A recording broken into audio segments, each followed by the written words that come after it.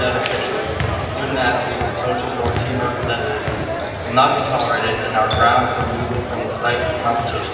We move in the spirit of competition and request that you participate as a fan in a positive way towards both teams. We hope you enjoy tonight's game.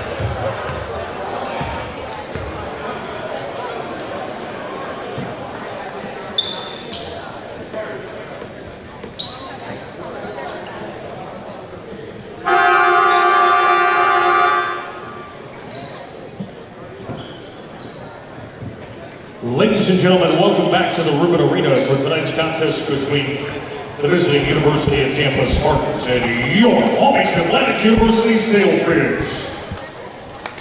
At this time, we ask that you please rise, gentlemen. Let's kick off those caps for the pregame prayer, followed by the playing of our national anthem as we honor those who defend this great country. Leading us in prayer, Senior Associate Athletic Director, Mr. Michael R. Brown. Let's pray. Heavenly Father, we thank you for today. We thank you for this great game of basketball. We thank you for these young men and what you've blessed them with as far as talents and gifts on the court and in the classroom. We thank you for those that come out to support them throughout the season, this game that they love. We ask you to watch over our officials, our staff, those in the stands. We ask you to watch over the University of Tampa and give them safe traveling mercies as they return home tonight. We love you and we praise you on this day and every day. In Jesus' name, amen.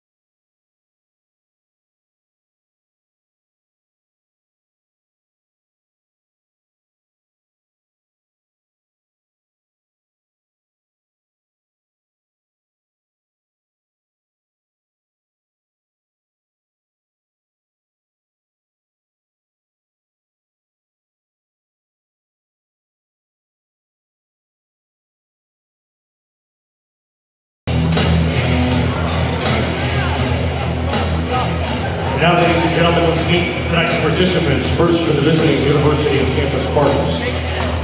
At guard, a 6'2" sophomore from Frank's number 3, Leo Roman, break line. At 4, the 6'8" senior from Ocala, Florida, number 2, Duke Shelton.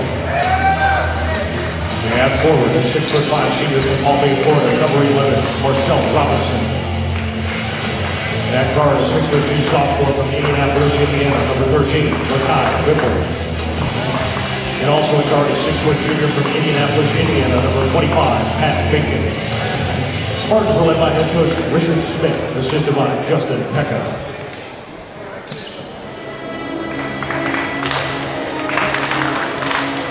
Sailfish fans, it's time to meet your starting five. At guard, a 6'2" junior from Windermere, Florida, number 11, Michael Stone. And guard, 6'3" senior from Royal Palm Beach, Florida, number 22, Marcel Robinson. And fourth, the 6'5" freshman from Royal Palm Beach, Florida, number 23, Jules Jasper. And fourth, the 6'5" senior from Pflugerville, Texas, number 24, Brett Gomez. And at guard, a 6'3" senior from Bridgeville, Wisconsin, number 25, Dakota Zinger. Your Sailfish are led by Coach David Bolton, assisted by Kevin Skyforth and Matt Crushes. Ladies and gentlemen, it's time for Sailfish basketball.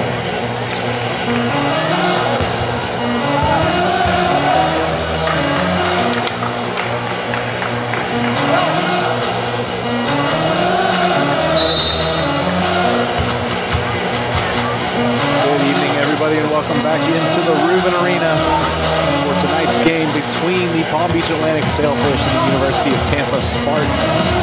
Second game of our doubleheader here on the campus of Palm Beach Atlantic. Earlier, the PBA women fell to Tampa. Now it's the men's turn. The tip taking control by Tampa. That will get us underway. Tampa comes into this game 8-14 on the year, 4-12 in conference. And an injury-depleted Sailfish team comes in 13-14, just a game under 500, 7-9 in conference. Slam it home to get us started. Shelton. That's something they got to watch out for. Duke Shelton, Marcel Robinson, both can shoot it a little bit. They can drive inside. Pat Bacon likes to get them going. And this guy's been hot for the Sailfish. Misses there, but you got to watch out for Riddle outside and now Gullet inside. Gullet up and gets two. Bacon coming down the court. Bacon gets it down low to Shelton. Mid-range jumper. Easy. So quick 6-point split between the two teams. Tampa with a 4-2 lead. They're just a minute into the contest. Expect to see the basket. Can't keep control, and it's a Tampa ball. I expect to see a lot of that up and down the court for both sides. Here we go. Bring it down low once again to Shelton. Cross-court pass. It's Robinson for three. Nothing but net. Robinson's a big body at 6'5", 215 pounds, a senior from Palm Bay, Florida, but he can shoot it well from the outside. Gullet. Jasmine in the corner. Minute and a half gone in this game so far, and it'll be interesting to see how the Sailfish feel about losing Bakari Worth and Zinzer there for three. Yeah, Bakari was hurt in the last game last Wednesday down at Lynn. Dislocated his knee. He'll be out for the rest of the season. We'll get an MRI tomorrow to find out if there's any bigger damage than that. But the Sailfish have to find a way here without him. And a foul called. And you see the mismatch inside. Riddle got switched on with Marcel Robinson, and Robinson, the bigger body, able to take Riddle inside and force the foul on Marshall. And that's something the Sailfish have got to stay away from with having the limited number of healthy bodies, is staying away from foul trouble. Duke Shelton, number 2 down low, will probably be a problem for the Sailfish, standing at 6'8", a senior from Ocala, Florida. Already got 4 points. He's 2 for 2.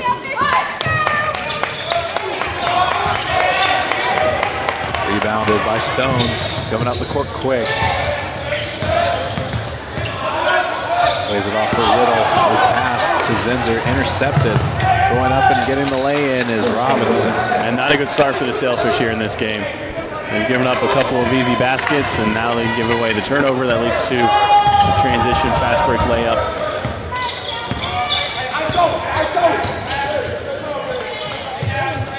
Jasmine. Riddle. Top to Stones, 15 on the shot clock. Down low to Gullet. Shelton on him. Backing him up. Back out. 5 on the shot clock. Floater, can't get it to go. Knocked away by Jasmine, and it'll end up out of bounds.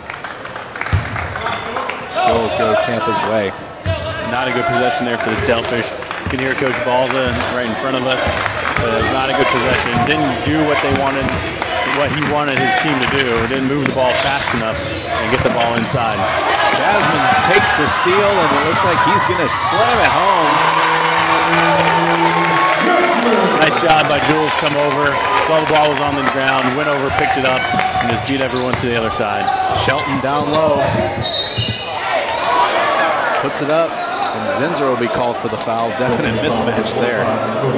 Yeah, nice job for Dakota to come over there, though. I mean, he had to come over as a help side defender and got in there. He didn't think he created the foul. Tried to go straight up with his body, but just leaned in a little too much. First shot up and good. I feel like it's always tough as a smaller defender against a big guy. A big guy, obviously, he can shoot over top of you, and if he misses it, the official almost feels like it's got to be a foul, right? I mean, how did the big guy miss a shot over a smaller defender? But Stones. Bring it up court for the Sailfish. We got a whistle.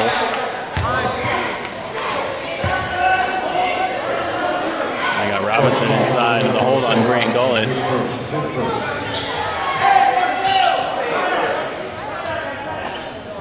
So Stones, scratch that. Looks like Riddle will give the inbound.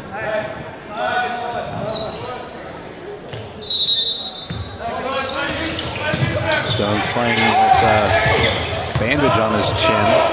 Took one to the chin last game. Going for the ball, and that is 2. So now a 2-point lead for the Spartans. Going up, can't get it to go. Shelton will head to the line again.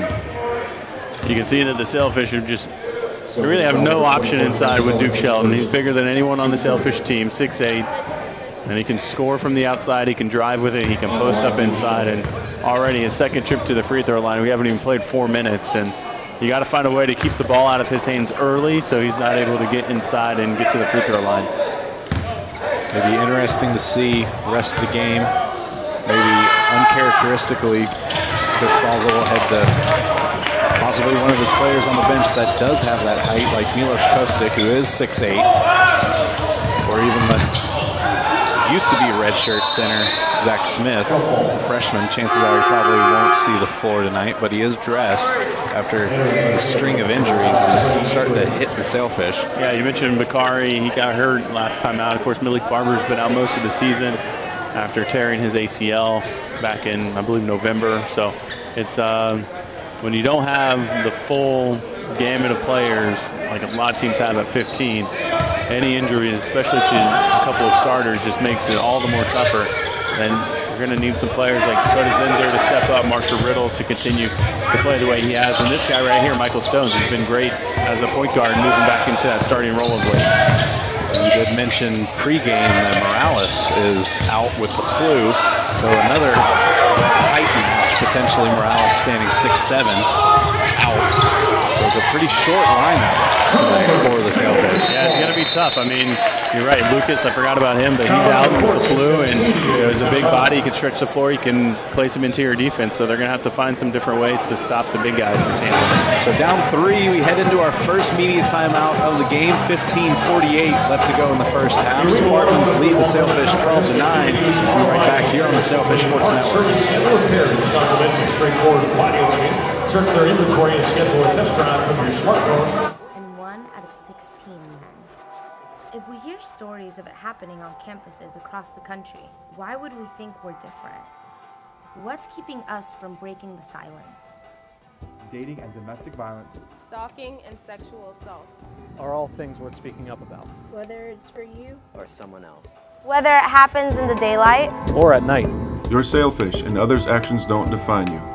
There's no shame in speaking out. Sexual assault has no preference between gender, race, or age. Speaking up doesn't make you weak. Because at Palm Beach Atlantic University, your safety and security is our #1 priority. You're surrounded by a Christ-centered community, the Sailfish family. Just speak out, Sailfish. because no means no. And you're not stuck. Speak out, Sailfish. We take sexual assault and sexual harassment very seriously. So please be accountable. Please respect others and understand the integrity of the individual. So I'm encouraging you to speak out, Sailfish. So speak out, Sailfish. Speak out, Sailfish. Just speak out, Sailfish. Back in the Rubin Arena, out of the media timeout, Sailfish with the ball, 15 on the shot clock. Fakes the shot, pulls up, no good. There from Riddle. Nice job to be aware of Freddie Ibrahim coming right behind him, pump fake past him, just couldn't get to go. Trying to drive in, cross-court pass, finds the open man from the corner, no good. They're going to get Shelton. Shelton is called. It'll be a white ball. Now he's battling inside there with both Michael Stones and Grant Gullet, so a big foul there picked up by Duke Shelton. Let's see if the Sailfish decide to go inside on the offensive side and maybe try and pick up a second one on him. Or Marcel Robinson, who's just back into the game. He also has a foul. Shelton sits down. Matthew Johnson, DeAndre Jackson, both checking in, replacing Stones and Riddle. Yeah, we talked about guys who need to step up with Bakari out of this game. That's not a good way to start with the turnover there by Johnson. A little miscommunication, but you know, it can be a collective effort. It doesn't have to be one guy that all of a sudden has to score 10 or 15 more points. It can be one guy, you know, several guys who each score one more basket than they have all season that can make up that difference. Johnson into the game. He started the season as the Sailfish will get the ball. That foul there on Gamble.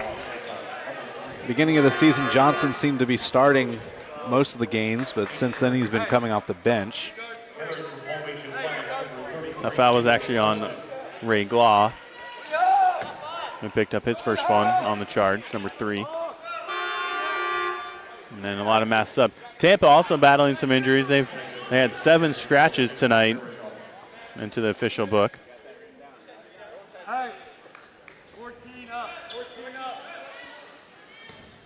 So the inbound, Johnson bringing it in.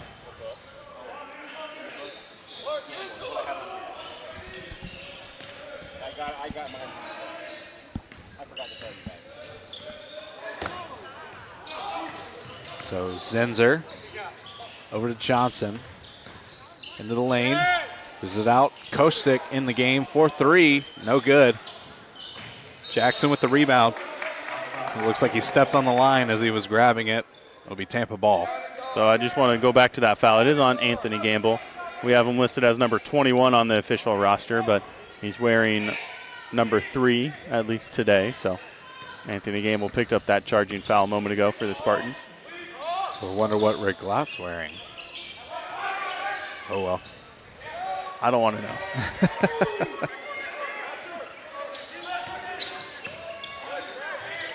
Bacon taking control, has a screen, fakes the 3, trying to draw the foul. It'll be a long 2 instead, and airballs it. Referees weren't going to call that as he leaned into Jasmine trying to draw the foul. Yeah, that's, I mean, Pat Bacon's one of those players who's always trying to do something to create some contact, get to the free throw line any way he can. Usually he's driving inside, not afraid of the big bodies in there. Stolen, driving down the court, going up for the layup. Jackson swatting it away, rebounded by Bacon. Jackson will knock it out of bounds. It'll stay with Tampa. And Jackson has not looked like himself in the offensive end here since he's come in, but a nice job by DeAndre to hustle back and gets the block from behind. A lot of times you see the players hang their head or kind of loaf back after turning the ball over, and he was sizing them up the whole way down. Inbounding it now to Ibrahim. Just get over to Biffle. Marijan. Marijan is another tall player that the Sailfish are going to have to deal with. The 7'1" junior from Serbia. Matching over to Kostic, it looks like. Dishing it down low. Jasmine knocking it away. Johnson now with it. 1-on-3. He's going to have to slow things down, otherwise almost got taken away. Kostic from the corner for 3, no good. Just out of reach of Jasmine. He does end up with the rebound. And now the Sailfish will slow things down with a fresh shot clock. Kostic behind the back pass. Jasmine up. Can't get the and one, but he will go to the line. What do you expect out of Milos? I mean, he's a guy that normally is going to stand in the corner, shoot the 3 when he gets it, pump fake a lot, try to find the open man, and he's running the baseline, catches it, and throws it behind his back as he goes up in the air and almost gets the assist. I mean, he's one of those guys that is going to really tear up the YMCA leagues whenever he gets done playing in college. Oh, yeah.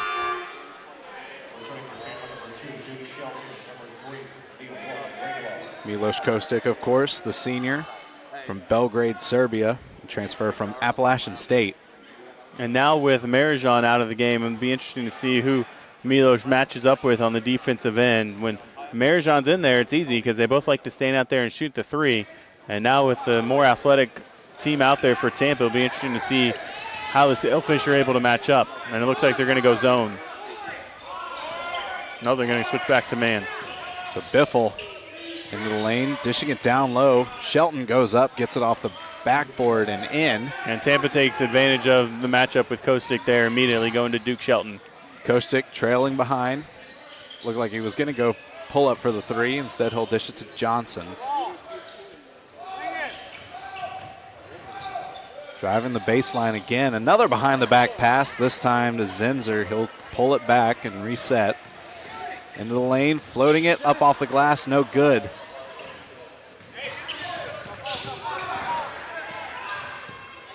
Tampa gets it down to their own basket and will slow things down. 20 on the shot clock.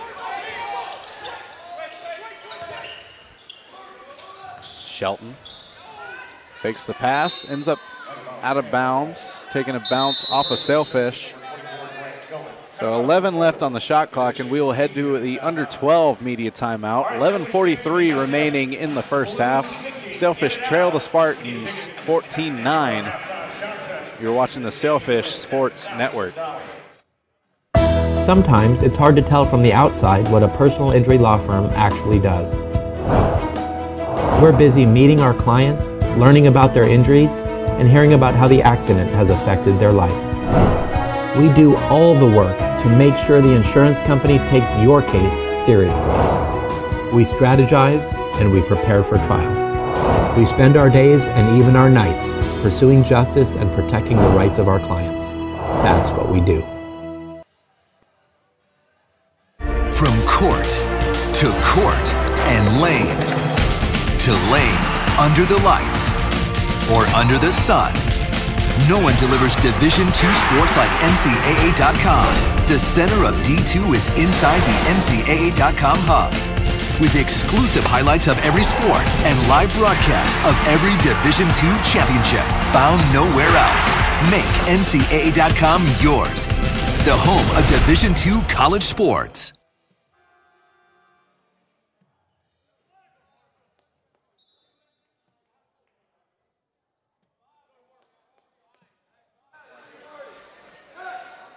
Back out of the under 12 media timeout here in the first half. Tampa leads the Sailfish 14-9, trying to get the inbound here with 11 seconds left on the shot clock, and it looks like the 5-second call will be dealt to the Spartans, and the Sailfish will take the ball. Good job on the defensive end for PBA, making it difficult to inbound the ball. A lot of times out of those timeouts, you see a team kind of have a lapse in judgment on the defensive end and give up an easy basket, and see if the Sailfish can capitalize on that turnover. Sailfish looking for their first points in the last 5 minutes. They're 0 for their last 5 as Gullett trying to back down Shelton. Turns, going up, gets the foul. Can't get the bucket, but he will head to the line. And maybe more importantly than anything, that's the second foul on Duke Shelton.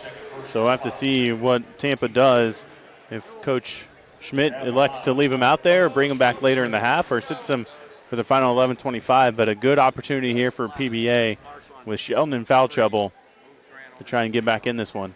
Unfortunately for them, it looks like Marijan is ready to check in. So he hits that, and have to see who he's coming in for, and it will be Shelton. So instead of having to deal with a really athletic 6'8" player, they have to deal with the height of the 7'1" Marijan. And you know what? I think they would trade that off, though. I think they would take the big guy who can shoot it rather than the slightly less big guy that can shoot it and is more athletic. Getting it into Biffle. And an offensive foul called on Marijan.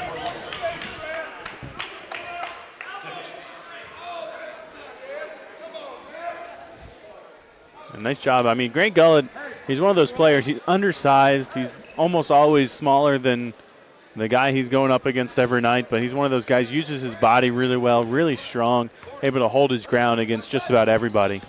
Size-wise, he kind of reminds me of Draymond. I don't know. I just get that picture of a not necessarily a super tall guy, but he does play under the basket a lot. He's very physical. And of course, the Warriors don't have a choice but to play Draymond in that position because don't have time, don't have cap space for a big player, and there he is matching up with Marijan. Yeah, he's not afraid of the big guy. I mean, he's like, I don't care if you're 7'1" or 8'11". I don't really care. I'm going to go up there and I'm going to stop you. And another offensive foul and another one against Marijan. So Marijan now with 2 fouls. Shelton now with 2 fouls. Who will Tampa send out? It looks like it'll stay with a smaller lineup as Ibrahim comes back on. Ibrahim is back in the game, so now on the floor for the Spartans. You got Bacon, as well as Robinson, Biffle, Gamble, and Ibrahim.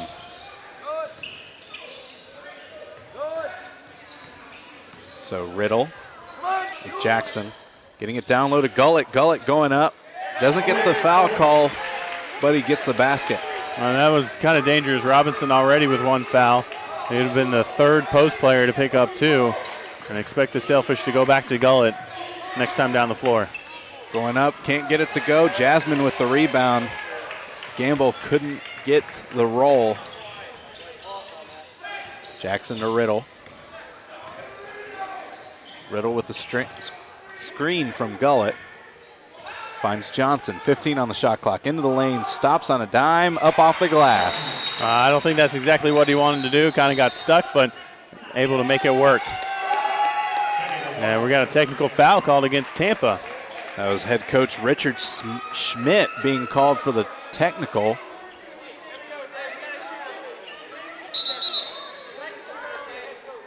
He hasn't been happy with the last couple fouls called against his team.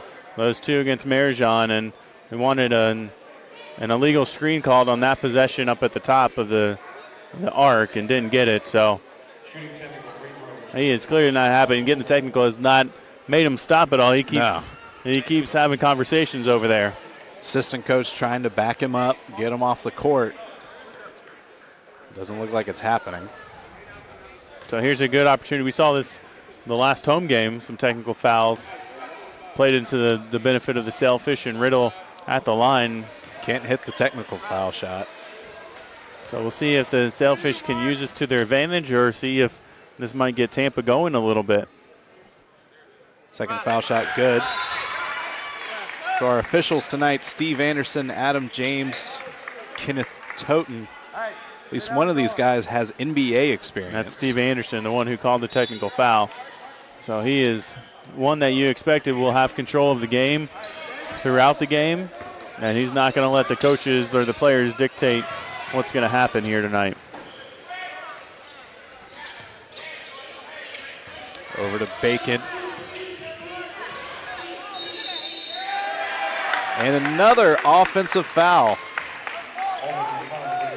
This one against Gamble, and I believe that's 2 on Anthony Gamble. You would be right. So 3 players now with 2 or more fouls. Looks like Coach Richard Schmidt doesn't really have much of a choice but to leave him in the game. Nobody really making their way to the scorer's table. Trying to pass it down low to Gullett, knocked away. Bacon quickly down court, trying to pass it on the fast break. No good. That pass was meant for Ibrahim. They'll stay with Tampa, though. And they're going to bring Shelton back in here. So he only sat for about 2.5 minutes after picking up that second foul. And we'll see if he can play without picking up another one or if the Sailfish are able to take advantage of him being out there. On the sideline, it'll be PBA ball. Biffle stepping on the out-of-bounds line after that trap there by, I believe that was Stones and Jasmine. Yeah, Stones was right there and really pressured him. A difficult place to inbound the ball to there towards the corner, and the Sailfish took advantage of it. Gullett driving to the basket, gets it up and under. That's what we talked about with Grain. I mean, we talked about he's an undersized guy, but he's able to use his speed and athleticism to get by these bigger guys. And Shelton, playing with those 2 fouls, has to be very cautious in what he does defensively. Trying to pass it down low, and it'll be PBA's ball. And not an easy look there from Bacon. Dribbling one way, trying to throw it across his body. Just a tough pass to complete. In the last 7.5 minutes, Tampa with 9 turnovers. The Fish have taken advantage of a 9-0 run here over the last almost 3 minutes. Jackson shot blocked. That was Biffle who touched it as he was falling out of bounds. More recently, in the last 4 minutes, they've had 6 turnovers. That all starts with the way the Sailfish are playing. Jasmine takes control of the loose ball, gets it to Riddle for 3. No good. Gullett goes up and gets it, going back up and gets the easy 2. Nice job by Grant to keep that pivot foot down, and we went with the pump fake, let the guy fly past him, and then went up for the easy 2. He always has such good control of his body as he gets the ball. Dishing it over to Robinson, going up off the glass and good. So that'll break the 9-0 run that PBA had going in the last 3 minutes. Stones finding Jasmine. Knocked away by Bacon. He's able to run down the court, stumbles and can't quite get the fast break basket to go. Just able to get his own rebound and ends up with the 2 anyway. Not a good sequence of events there. The Sailfish with the bat turnover. Looked like Bacon could have been called for a double dribble, missed a couple of layups, might have got away with an offensive foul, and things are just getting kind of sloppy out here right now. Jasmine in the corner. Back up to Jackson. Jackson rushing in, going up off the glass, and a foul. I believe that is called on Robinson. Yeah, that's his Thought second. it was Shelton for a second, but Robinson's second. So we'll have the under 8-minute media timeout. Sailfish lead the Spartans 20-18. Be right back here on the Sailfish Sports Network. We can stop to make sure someone is okay. Get in the way and disrupt the situation. Codify an authority. Or walk them home safely. We can change the language around rape. We can make campuses safer for our teammates, our friends, and our classmates. We cannot be bystanders. Taking action isn't always easy, but it's on us to intervene. Because we can. Learn more and take the pledge at itsonus.org.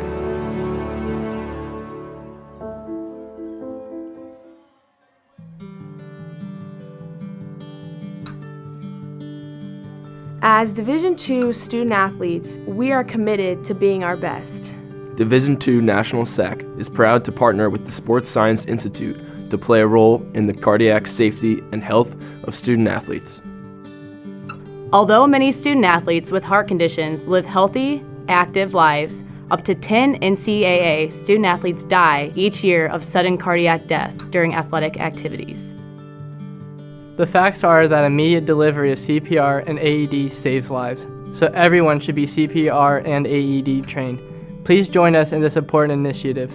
Make it yours.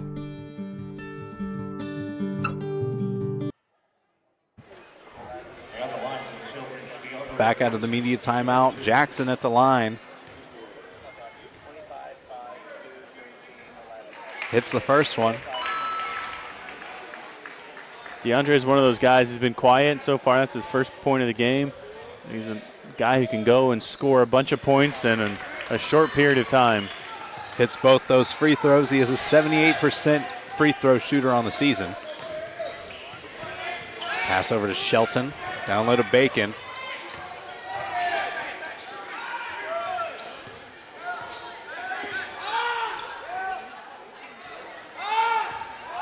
Tampa only has 3 players that have scored so far, and Bacon has 2 points. Robinson and Shelton each have 8. Bacon the long 2, can't get it to go. Jackson grabs the rebound.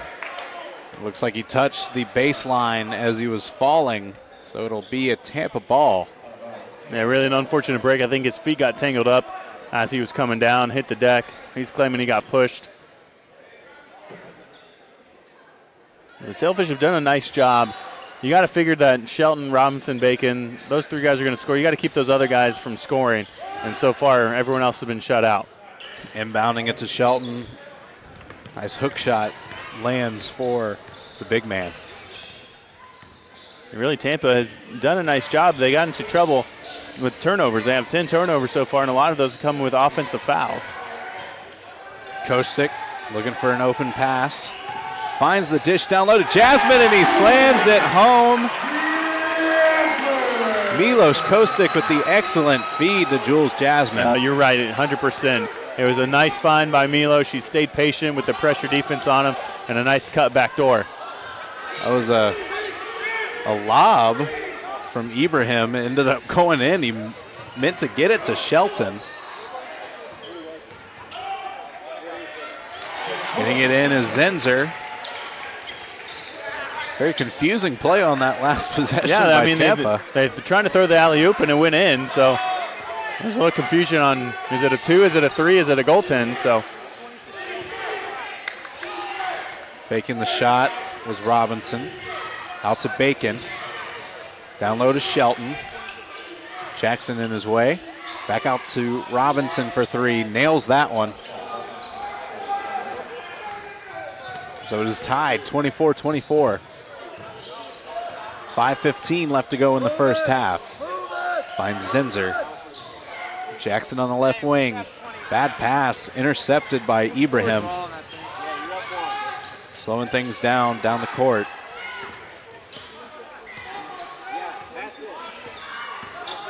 Ibrahim moving to his left. Up top, pass to Robinson for 3. No good.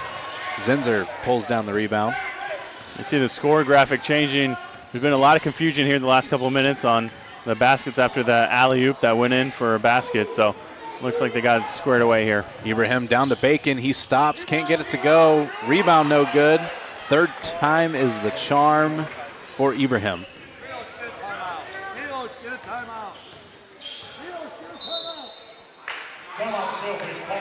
So Coach Balza calls a timeout on the floor. 4.5 minutes to go in the first half. Can only be a 30-second timeout.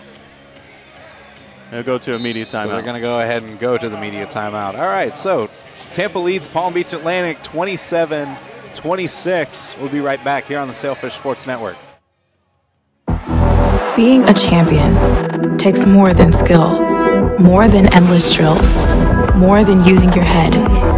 Being a champion takes the heart to give it your all, the agility to thrive from any angle, and the relentless drive to be the best.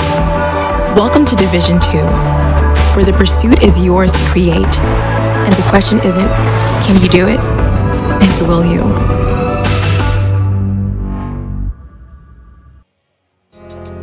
I knew that there was an opportunity to have my college paid for if I was good enough to play baseball at that level.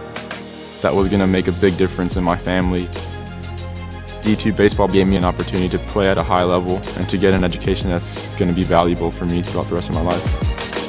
I chose to take my experience of being a student athlete and pursue that within my career and to get a master's degree. If I wouldn't have had a baseball scholarship, there'd be no chance that I'm doing what I'm doing today.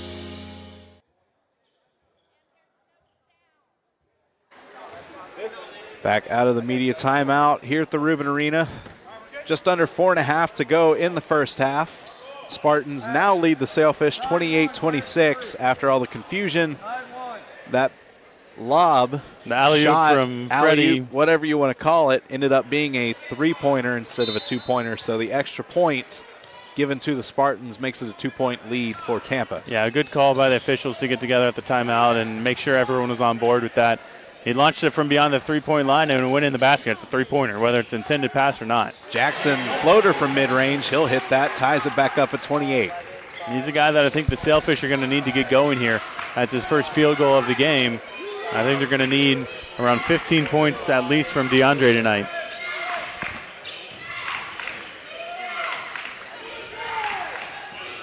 Ibrahim.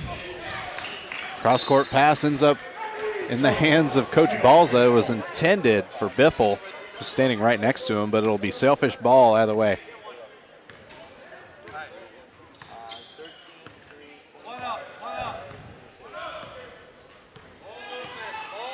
Stones to Jasmine, and then to Jackson.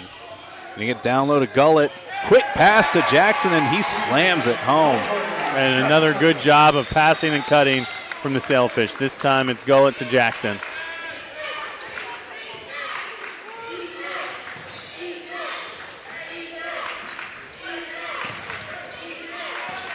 Bacon. Over to Biffle. Looks like we'll have a foul call. This will be on Jackson. So it will not be any free throws. Will be taken out underneath the goal. As Ibrahim gets it into Bacon. Quick pass intercepted by Gullett. Going down the court quick, dishes it out to Zinser. Now Jackson for three. No good. Rebounded by Biffle. That's the second time we've seen Tampa on the inbounds pass. Throw it into the corner. The second time they've turned the ball over. So if the Sailfish keep allowing them to throw that ball there and get in a quick trap. Over to Bacon. Closely guarded by Stones. Drives. Gets the floater to go. Bacon's such a tough player with the ball. Able to finish strongly. Passing it to Jackson, and Shelton swats it off the backboard as he was going for the layup. Driving in off the glass, but it looks like they will call the foul on the floor.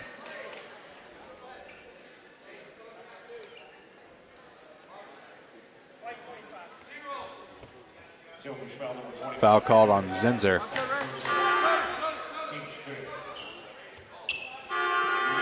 Riddle and Johnson both re-entering the game, replacing Zinser and Stones.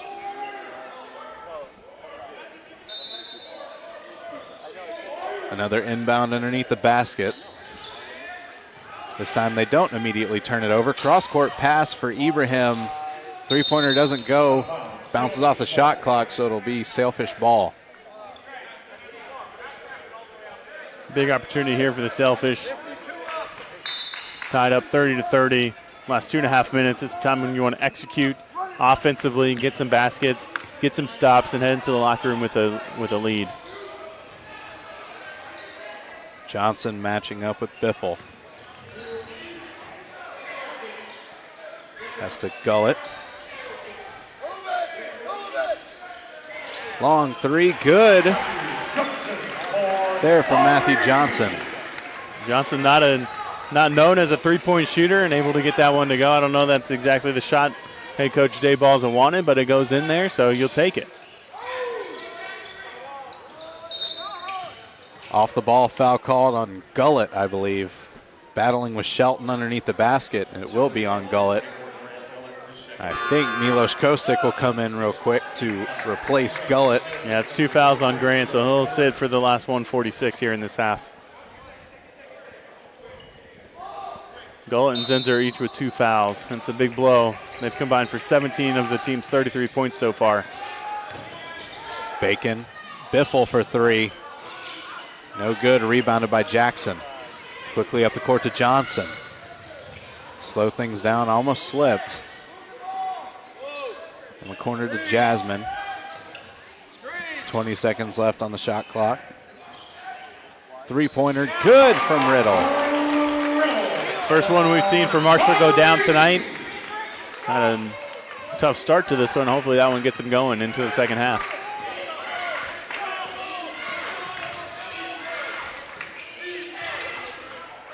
Going up. Getting the roll is Shelton. It's so tough to stop him once he gets the ball that low and that close to the basket.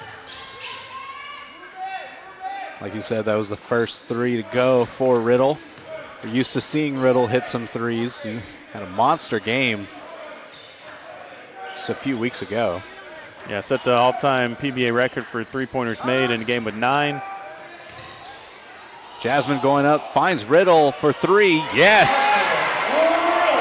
I was about to say, when he hits them, he usually hits them in bunches, and that's 2 in the last 30 seconds. I don't know that Jasmine necessarily passed that. I think it got knocked right to Riddle, but the Fish will take it up 7 here. 4-second difference between the shot and game clock. Ibrahim looking for the pass, ends up with Bacon. And Ibrahim calls the timeout. It's like Spartans are going to talk this one over. 16.0 left on the clock here in the first half. 12 left on the shot clock, so the Sailfish will probably get at least one more chance with the ball. Maybe not ideal, but yeah, I think more than anything, you want to make sure you get a stop. You don't allow any kind of offensive rebounds to happen. You see the ball coming, try to at least knock it into the backcourt if you can't possess it. But you got to figure that Tampa, they're going to look to Shelton first, look to Bacon to drive, or look for Robinson spotting up for a three. A couple game trends here in the last 16 seconds. PBA is 3 of their last 3 and 8 of their last 10.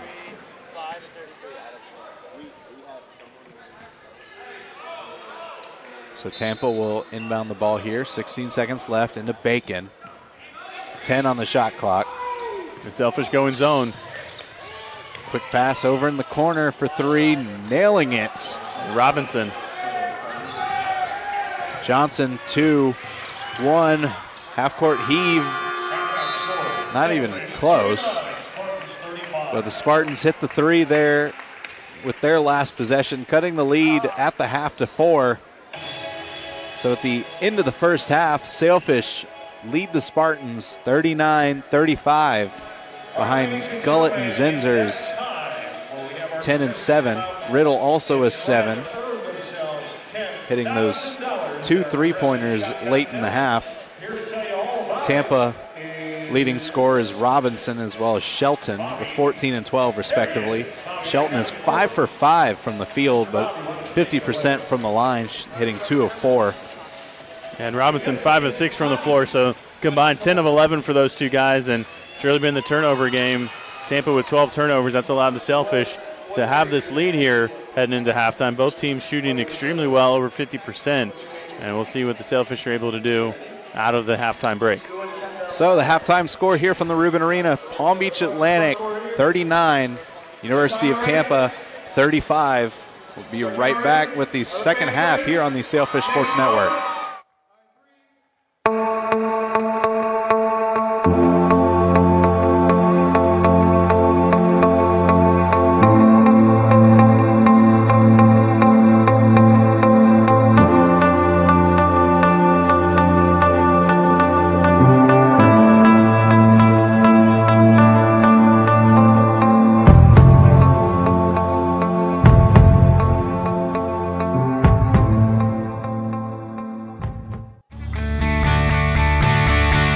This is the University of Tampa.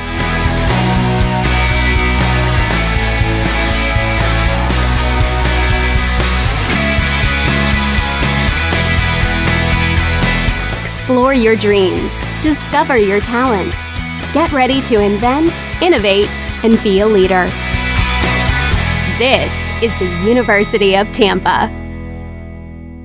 From court to court and lane to lane, under the lights or under the sun. No one delivers Division II sports like NCAA.com. The center of D2 is inside the NCAA.com hub, with exclusive highlights of every sport and live broadcasts of every Division II championship found nowhere else. Make NCAA.com yours, the home of Division II college sports.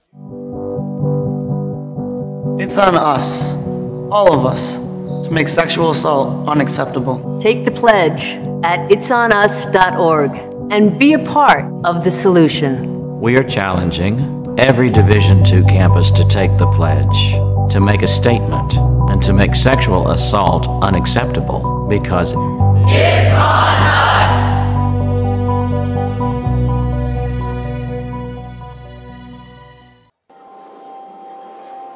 The statistics say 1 out of 5 women and 1 out of 16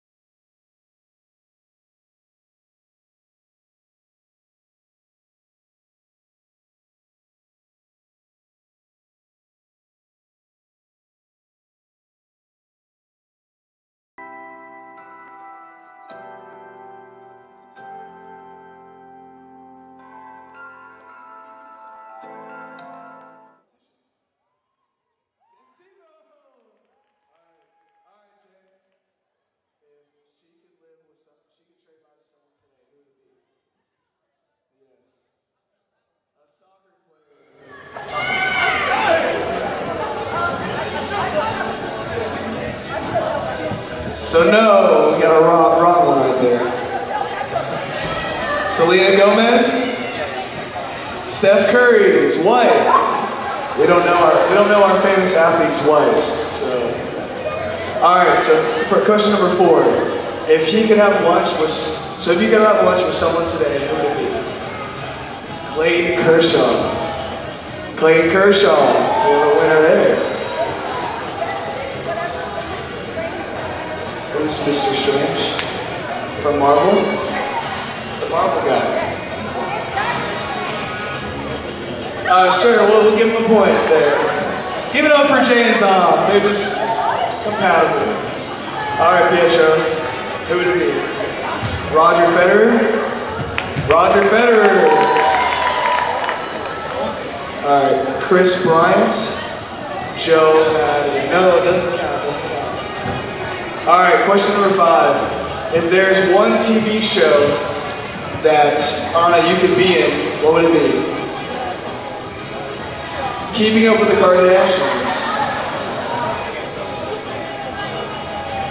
The Bachelorette.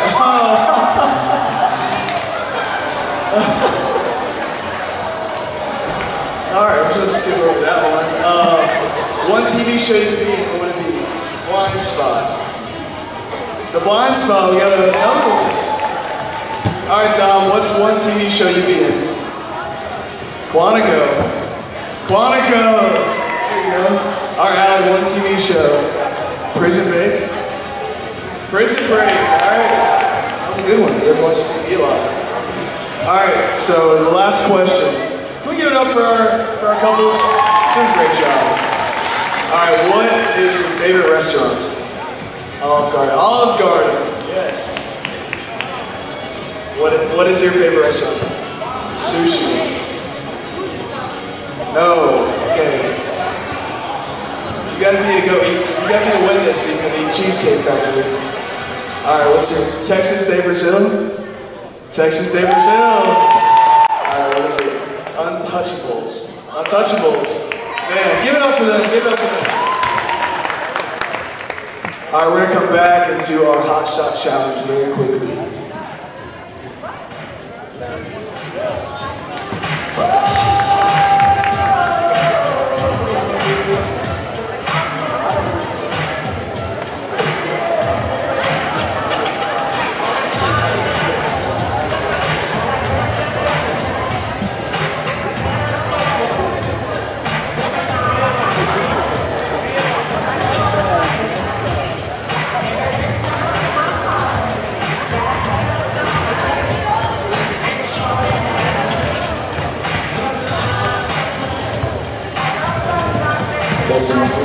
Alright, so we're back with the hot shot challenge.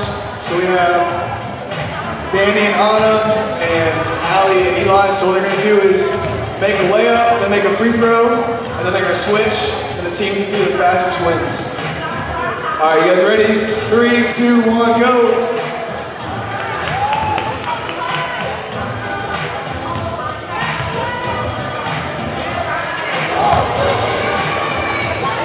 Come on guys, show off your ladies.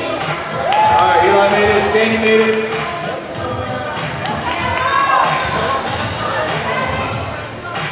Okay, Allie, you got it done? Come on, you got it, no pressure. No pressure, no pressure. Can we give it up for Anna? Make some noise for Anna.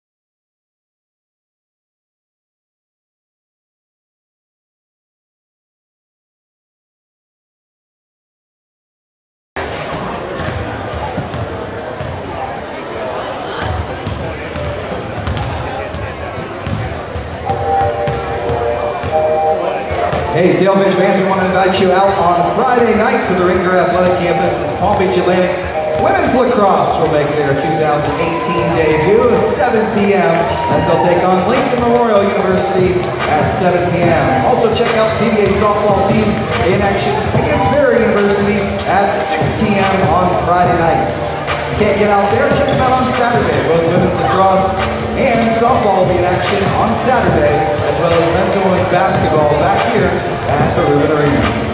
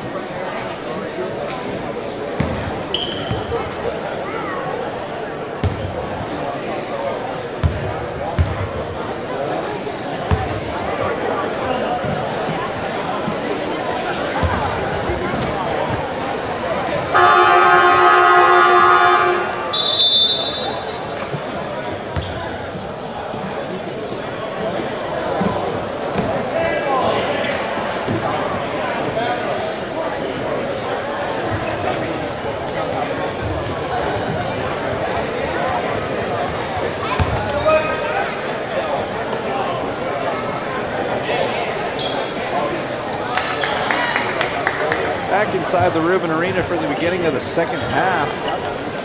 Palm Beach Atlantic leading Tampa 39-35. Spartans will get us back underway with the inbound. Yeah, really, it was Duke Sheldon and Marcel Robinson in that first half, and that's a offensive foul. It is. They're going to call it on Mekhi Biffle. Coach Richard Schmidt of Tampa looking very confused. He already got a technical in the first half, and he's not happy. He got that technical because of all the offensive fouls that were called against Tampa. And Duke Shelton looks like he might be a little beat up after that one. Zinser passing it down low to Gullett. There's one bit of reprieve that Tampa may have is that their bigs can be a little bit more forceful, I guess you could say. They don't have to really worry about the foul situation as they did in the first. Of course, you have to still worry about fouls, but they're not under pressure. That mid-range jumper gets hit by Robinson. Yeah, Robinson and Shelton mentioned they were the dominating factors in that first half. Stolen by Biffle, easy lay-in. Shelton have combined for 26 points. They've only missed one shot between the two. And now you see Biffle getting going a little bit here. That's what you want to avoid. What used to be a 4-point lead is now tied, 39-39. Sailfish need to get into a rhythm offensively here. Zinser turning in the lane, to go. What you do, you depend on your senior leader, and Dakota's had a very good senior season this year for the Fish. And he had 7 points in that first half, first bucket here in the second half for PBA. Taking a shot at Robinson. Pushing it out for Shelton. He's got an open three. Not going to hit that. Gullett lobbing it. Slowly at home. Alley-oop to Jasmine. Gullett, the big guy, was bringing the ball up the floor. Jasmine ran right by everyone on the left side. He called for it around the three-point line, and Gullett just kind of nonchalantly noticed it and just threw it up there. Over. Down low. Going up is Biffle. Can't get it to go. Gullett with the rebound. Keeps him in bounds as he is falling.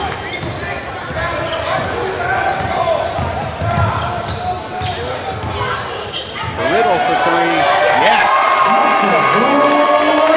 Saw Marshall knock down two.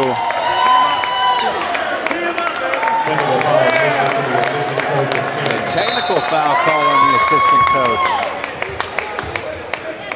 And Coach Schmidt is still out there arguing.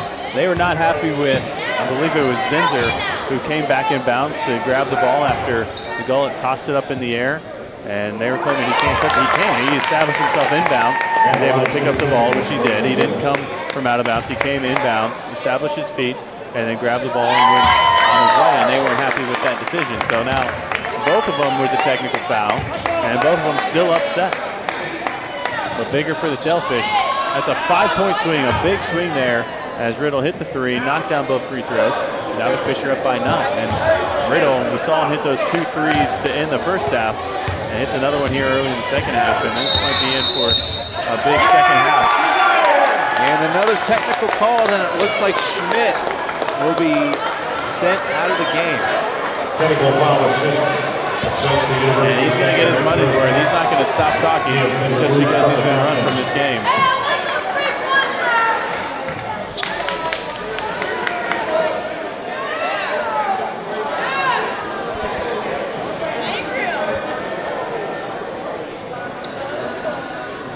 Richard Schmidt and assistant coach Justin Pecca have both been hit with technical fouls. Schmidt with 2. So that is it for him. If they can get him off the court, he will be sent to the locker room.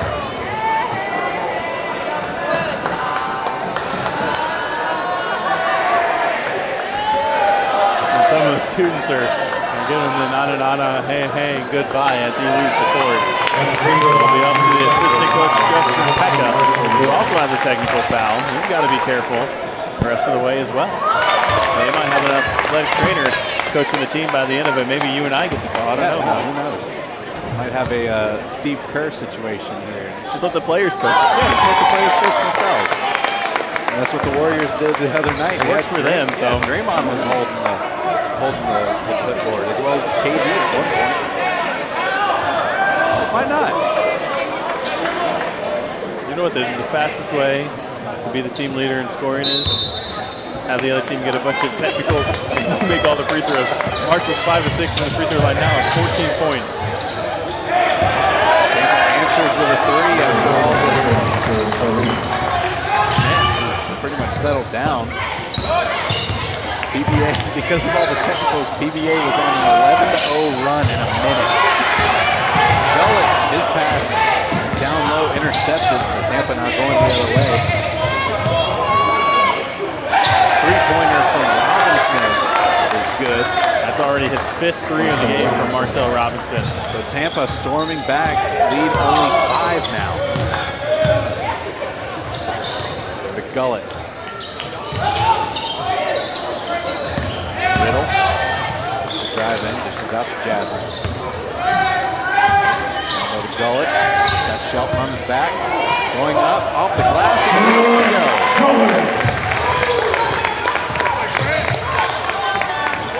Jasmine getting a hand on it. Zinzer, who's going to lob it to Gullett, but Gullett wasn't having it. Able to grab it and lay it in anyway. I think it's all going a little bit too late to give that one up there for the lob, but Gullett will take the basket either way. After that second to last basket by Gullett, he got up kind of holding his hand. He had fallen on him. Yeah, he's shaking the wrist a little bit, the same one he's got taped up, so I don't know if he just laid down a funny or got hit on the way up there. Riddle called for the foul. And the line, shooting 2. Getting ready to check into the game, Jackson and Kostic.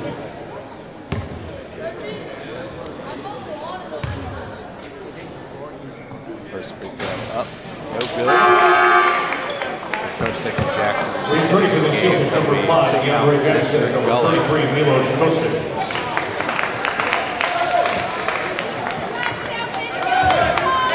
A lot of teams, especially with Coach Baldwin, subbing a guy out right before a media timeout, giving him a couple extra minutes of rest. Expect Gullett to be back out there quickly. And along with Zinzer, both of them have played extremely well so far tonight. An off the ball offensive foul. It'll be Riddle. And that's number 3 on Marshall. Marshall Riddle is their first Riddle being taken off here. 16 minutes to go. Second half of play.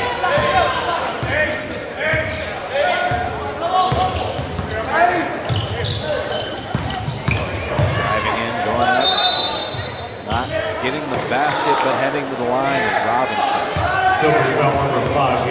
Jackson is the one called for that foul. So we'll hit the under 16 media timeout with 15:51 remaining in the game. Sailfish with a 9-point lead, leading 54-45. All right, friends, it is time for Sailfish Jack.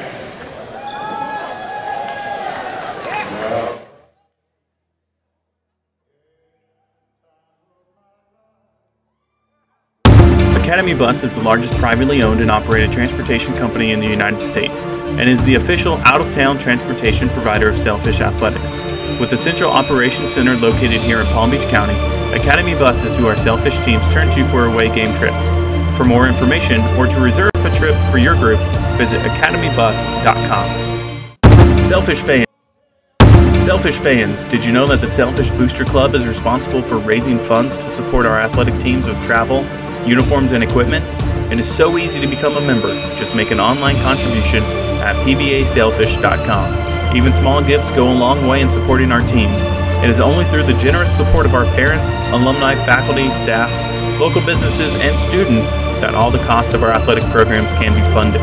If you are currently a member, thank you.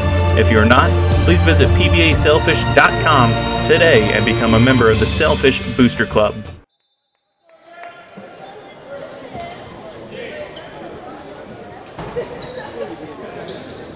Back out of the under 16 media timeout, at the line to shoot 2. Number 11, Marcel Robinson, senior from Montego Bay, Jamaica.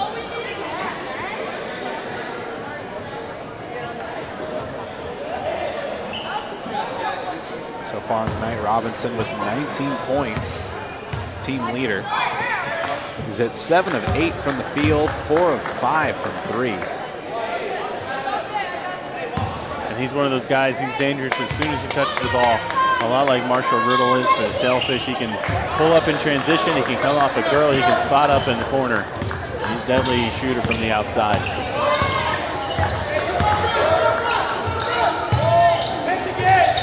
Jackson on the right wing.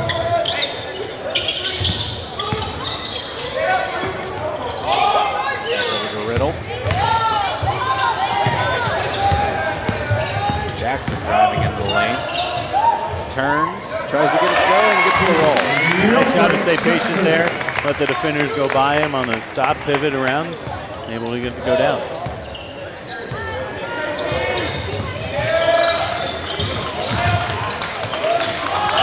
Off balance shot, no good. Riddle quickly coming down the court. Robinson forcing him to lose control. Robinson pulling up for 3. Nails it, and he's going to follow up on his own rebound. Like I said, he's dangerous. Anytime he touches the ball, he got that ball, took 2 dribbles and let it fly and knocked down his 5th 3 of the game.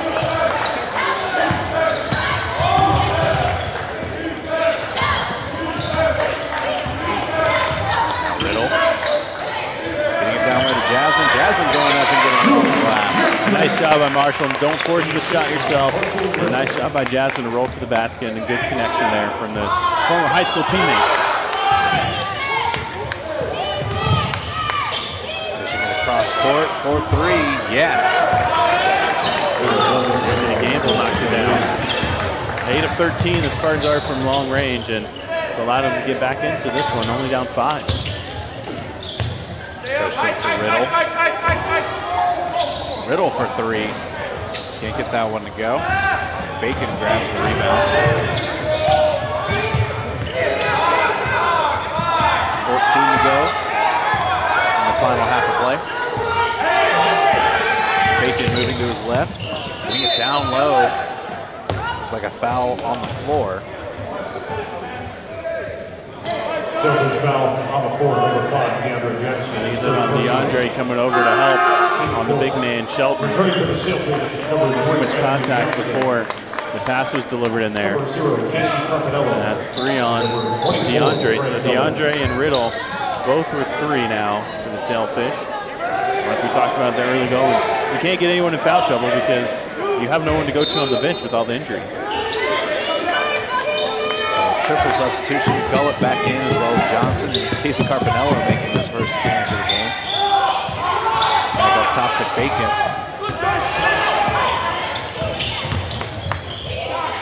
Pushing it out for 3. Nailing it is Biffle. Carpinello hit the deck hard and grabbing his back. It does not look good. Casey's a guy who this is his 3rd year here at PBA. First year he's been able to get on the floor, tearing his ACL in the preseason both years and took a nasty fall there. Number 25, Dakota Sensor. I have to hope he's okay. Back injuries are no fun. He seems to be walking okay, so hopefully it's just one of those things where it scares you more than anything. Johnson bringing it up court. That was Zender over to Jackson. Jackson fakes the 3, down low to Gullett. Quick pass back to Jackson, and a foul called. Let's see who they get this one on here. Gamble, he got him early. Shelton thought for sure he was going to get whistled for. He came from behind and got him cleanly. Gamble got him on the arm before that, but a nice give and go play there from DeAndre and Grant, playing a little 2-man action. Sailfish have really taken advantage of the give and go all game.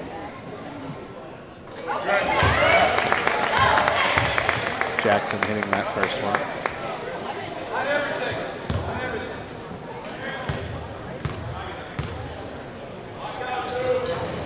And gets the second one as well. Jackson now double figures, 3 players for the PBA in double figure scoring. Dakota on the cusp as well as Jasmine as well. Really, it's one of those things you've seen all season long for the Sailfish, a lot of balanced scoring. So far tonight, only 6 guys have been able to score. Shelton lay it off for Gamble. Gamble's three, air ball. He hit those two in the corner. He was set and ready, waiting for the ball, and that one trying to come around the curl and left it short.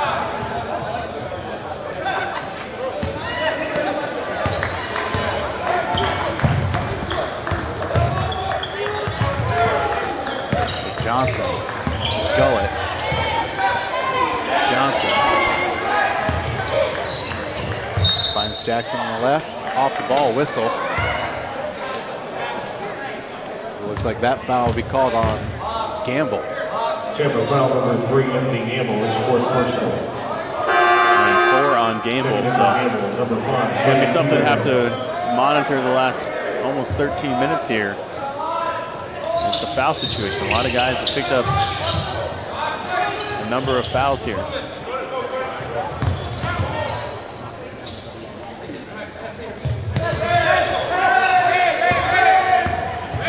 Jackson. Jackson for 3, no good. Rebounded by Zinzer. They're dishing it out to Jackson from the free throw line. No good. Bacon rebounds.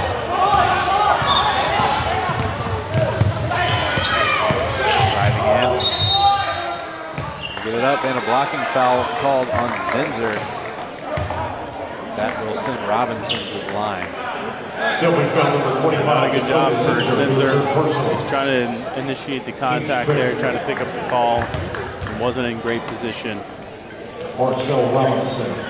Shows the danger of Robinson, not only a deadly outside shooter, but also can drive inside.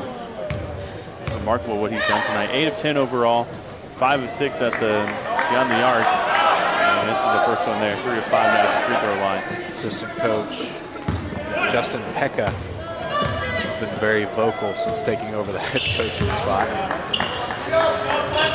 It's really been, it's one of those things where sometimes coaches say, I'm looking to get tossed because I might fire my team. And since then, Selfish took a big lead, but Tampa's closed the gap to within 3 here. Kostick. Nice pass again to Gullett and the two-handed slam. Yeah, another great find by the big man. We've seen Gullett deliver a couple nice passes, and Milos as well. That always means that not only the big guys looking for him, but the smaller guys are making the right cuts to the right spots. 4-3 off the perimeter iron, no good. Kostick bringing it up the court. Looks like Robinson will be called for the foul. Foul number 11, Marcel Robinson, his third personal foul. After that, we will hit our under 12 media timeout. Sailfish lead the Spartans 62-57. Watching the Sailfish Sports Network. Allie and Eli with 9 points. Anna and Tanny with 4. Bobby, tell us what we got next. All right, so we're doing the hot shot challenge again. So they're going to do a layup and a free throw, and they're going to switch and do a layup and a free throw. When it comes to a post-game meal celebration, the Sailfish always turn to Buffalo Wild Wings. Founded in 1982 with one restaurant in Columbus, Ohio, Buffalo Wild Wings has grown to at least one location in all 50 states and specialize in providing a fun-filled atmosphere and great-tasting food. Visit the West Palm Beach location at 4576 Okeechobee Boulevard for your next family dinner or group outing. Look for specials and exciting offers by following them on Instagram at BWWWestPalm. Looking for a night out with friends or family after the game? Consider any one of the 15 Duffy Sports Grill locations here in Palm Beach County. Visit the Clematis location just 1 mile from PBA for great food, excellent service, and a sports watching experience like nowhere else. Head over to duffysmvp.com for the full menu, including great lunch specials, and to check out their 10 delicious wing flavors.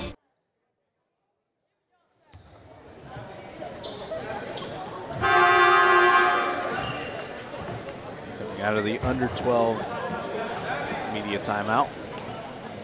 Sailfish with a 62-57 lead. 11:33 to go in the game. Sailfish will inbound it to Johnson.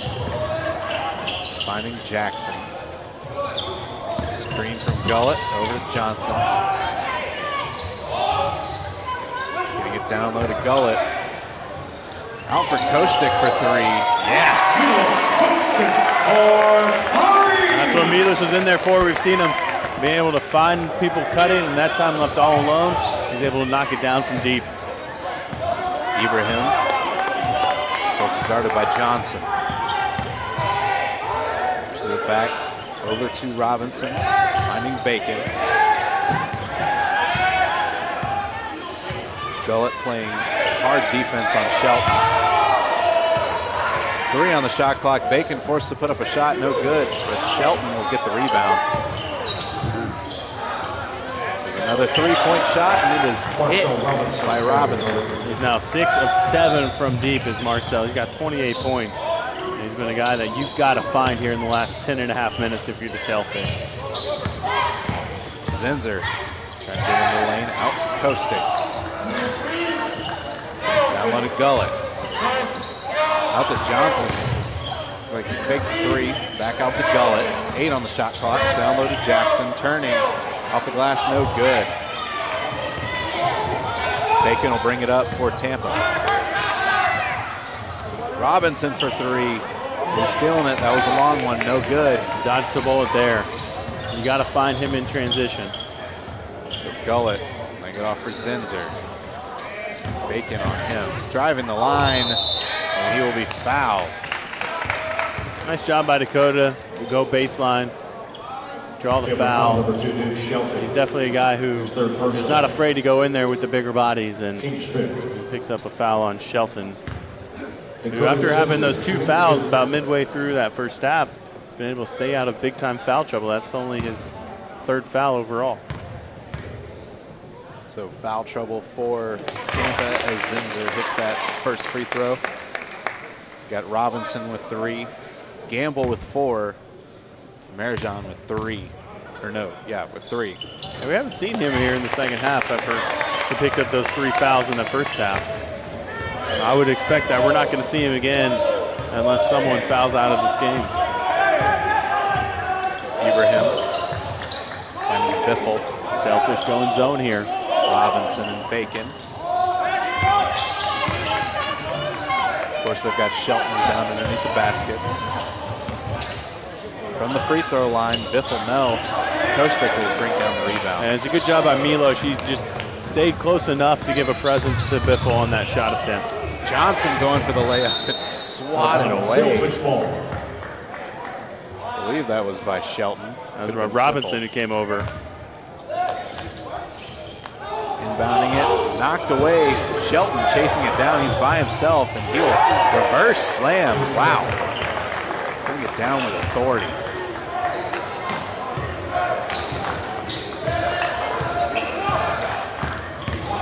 Johnson into the lane, almost loses control.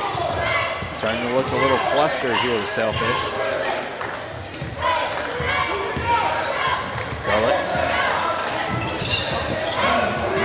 Gullett into the lane, going up, off the glass, can't get the roll, but he will go to the line.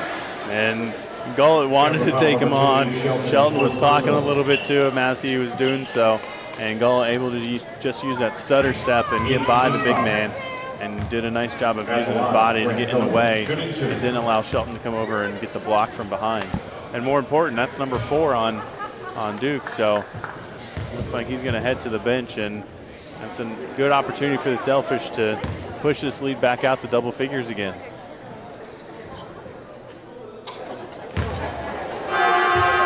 Gullett with the air ball from the line. That's surprising. He's a guy that, I know you weren't around last year, Matt, but he really struggled at the free throw line last year. And has been a lot better this year.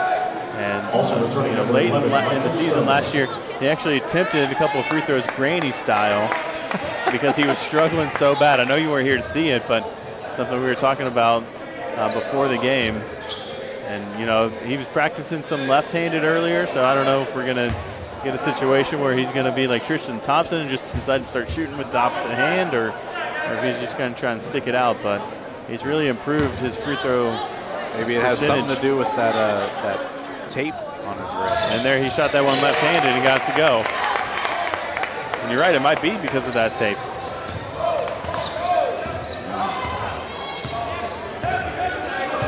Bizarre to me. And I know he's in college, but at least even some NBA players like DeAndre, I don't think they'd be able to make a free throw. Don't get me on that high horse. So, Zinser charging down the court, taking control, finding Gullett down low.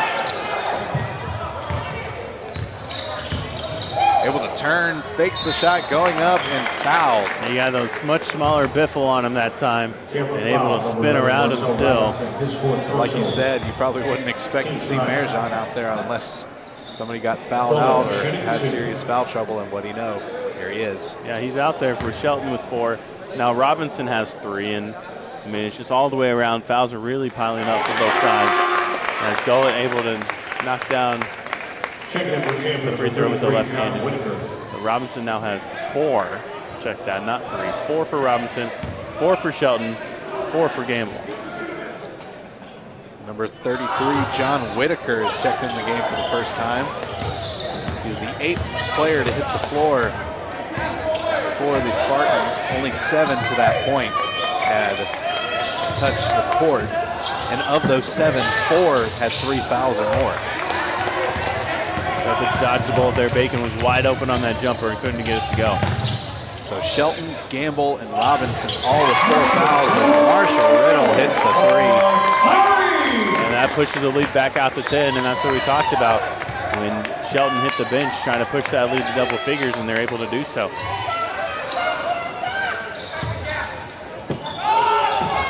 So 15 on the shot clock. Ibrahim looking to get in. Out to Whitaker for 3. He hits it with his first shot of the game. What a guy. You've been on the bench for, what, 23 minutes or so. You come in there, and the first time you touch the ball, you let it fly, and you knock down a big 3. Zinser charging the line. Gullett slams it with the one hand. And that's what you see.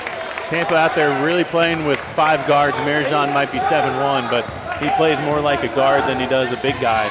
And the lane opened up wide for Gullett to go through there and throw it down. Whitaker's only seen action in 5 games. His 3 of 4 coming into this game from 3, make that 4 of 5 as Bacon gets the easy roll. So he is very efficient from 3-point land. It'll be interesting to see if he gets any more touches of the ball, considering the foul trouble that the Spartans are in.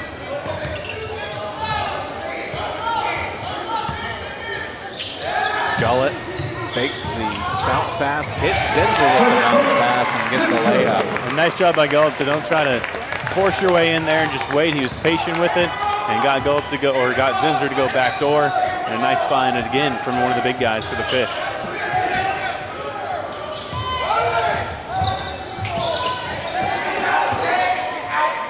Bacon getting the screen from Merjan. Going in the lane, getting the floater to go. So 6 minutes left in the game. Sailfish with a 7-point lead. Zinser driving in, dishes out to Riddle. Riddle loses control. Ends up out of bounds on Riddle. Balls wants to say that it didn't hit him. By the way, it'll be Tampa ball after the media timeout. All right, fans, so we have catch them all. So we have 5 objects that are going to 76-69, Sailfish lead. You're watching the Sailfish Sports Network. And so at the end, whoever has the most in their hands.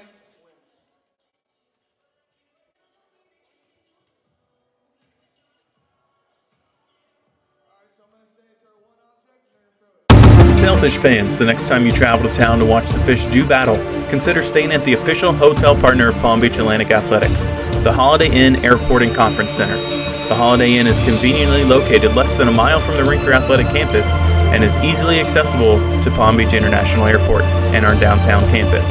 With deluxe accommodations for teams and fans alike, be sure and choose Holiday Inn for your next overnight stay, and don't forget to ask for the special PBA Sailfish rate.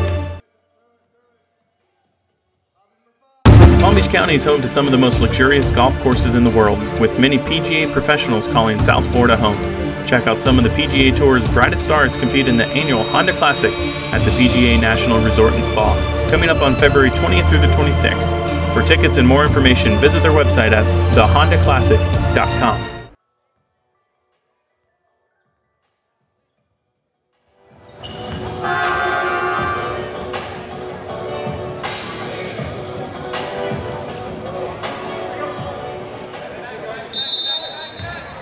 out of the media timeout, Tampa will inbound.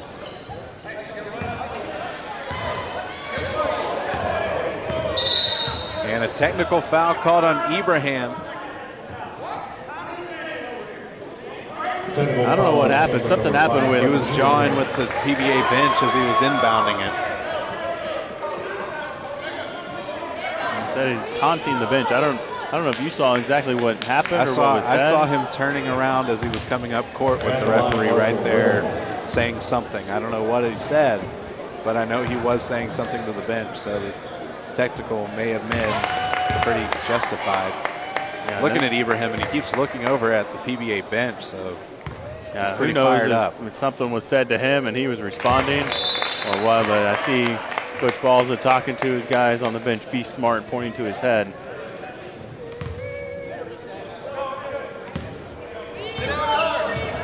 So again, a third technical will actually make that a fourth technical on Tampa here in this game. And Riddle able to knock down the free throws. Ibrahim for three. Biffle can't get it to go. Johnson loses control. Biffle finds the rebound. Ibrahim for three. We'll hate it. Only a 6-point lead now. Trying to get it down low to Gullett. Quick pass, no good. Finding Biffle. And Ibrahim, after he made that shot, he was pointing at the Sailfish bench, and then he turned back to him and was dead-eyeing the way back down this end of the court. So something is not sitting right with him. It's like a foul called on Zinzer. 25 Dakota Zinzer, his fourth personal. Down underneath, battling with Marijan. That's number 4 on Dakota. So he's going to have to sit for a bit. And he's played really well today. 13 points for the senior. Also has 3 assists. Lead to 6 with 4:54 left in the game. Bounding to Whitaker. Look out to Biffle. 16-15 on the shot clock. Bacon. So the foul will be called on Riddle. And that's 4 on Marshall. Foul starting to rack up on PBA. Riddle with his 4th. Gullett's got 2. Zinzer with 3. Jackson with 3. Bacon gets that first free throw. Zinzer coming in, replacing Riddle. And this is important for the Sailfish. I mean, with Tampa, they still have Shelton and Robinson on the bench. They're able to get back into this one, and it's largely been because of Pat Bacon. Now has 10 points. So a 4-point lead for the Sailfish.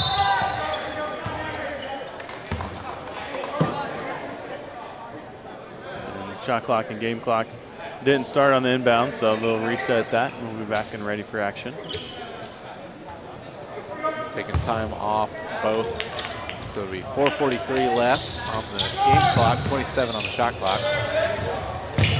Jackson, floater, right underneath the basket. Lead extended back to 6. 4.5 to go in the game. Whitaker down low. Marijan can't keep control. Jackson steals it up the court to Jasmine. Is able to keep it in bounds. Pass all the way back up to Zinzer.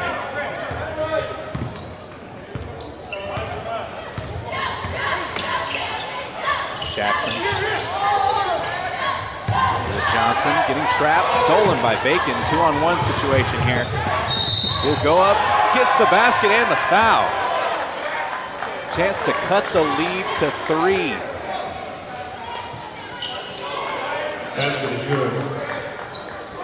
So we will hit the under 4 media timeout with Bacon after the timeout coming back to make it a 3-point play. 3:57 left in the game. Sailfish lead 80-76. You're watching the Sailfish Sports Network. Are you in need of the latest Sailfish gear? Visit pbasailfishgear.com for all the best in Sailfish products. The official online store of PBA Athletics has everything from t-shirts, sweatshirts, and polos to drinkware, business accessories, and even pet supplies. Visit pbasailfishgear.com, your one-stop shop for sailfish swag. You want sailfish content delivered straight to your inbox? Sign up for the Sailfish Scoop at pbasailfish.com to get customized content delivered directly to your email as soon as it's available online. Customize your content to stay current with your favorite teams or get it all and know the latest from all 12 programs. Sign up today for the Sailfish Scoop at pbasailfish.com.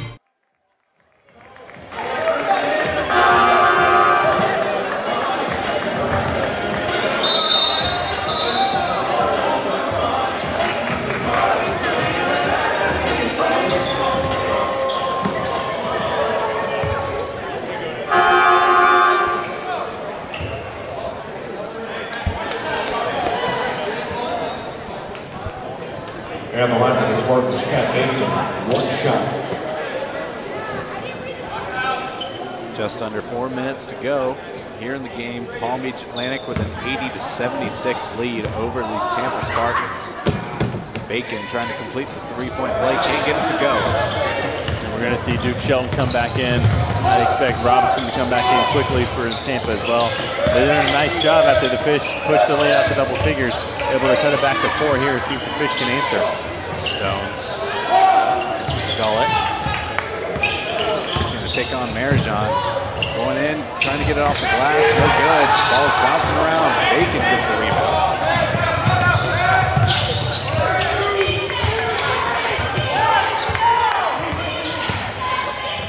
Bacon looking for a way towards the goal. Drives the baseline. Losing control. Ends up with Jasmine. Ball's bouncing around. Coach Balza wants the team to control the ball. Jackson easy lay-in underneath the basket. And now 6 assists for Grant Gullett tonight, leading the team. Also leading the team with 20 points, also has 6 rebounds. A great effort tonight from Grant. Lead back to 6. Marijan finds Bacon.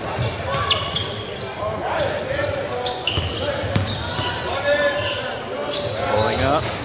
Biffle can't get it to go. Gullett with the rebound. And why not just bring the ball up yourself? Yeah. And he's been a point guard pretty much all night long for the team anyway. And like you mentioned, Draymond Green, a little bit of that. Yeah. The point forward. Johnson over to Jackson. Jackson trying to go. And it looks like Marijan will be called for the blocking foul. They got Whitaker, actually.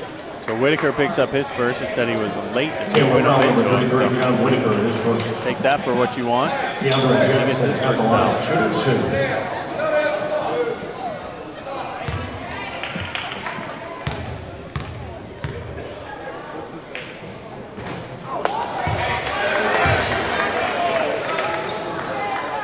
We're returning for Tampa number 2, Duke Shelton, number 3, Anthony Gamble. Now we see the big guys coming back in for Tampa. Robinson, Gamble, and Shelton all back in there. All with 4 fouls, so any of them get one more, they're done. Marijan is on the bench, but he probably won't be there for long. Jackson can't hit the second one. Rebound is up with Robinson.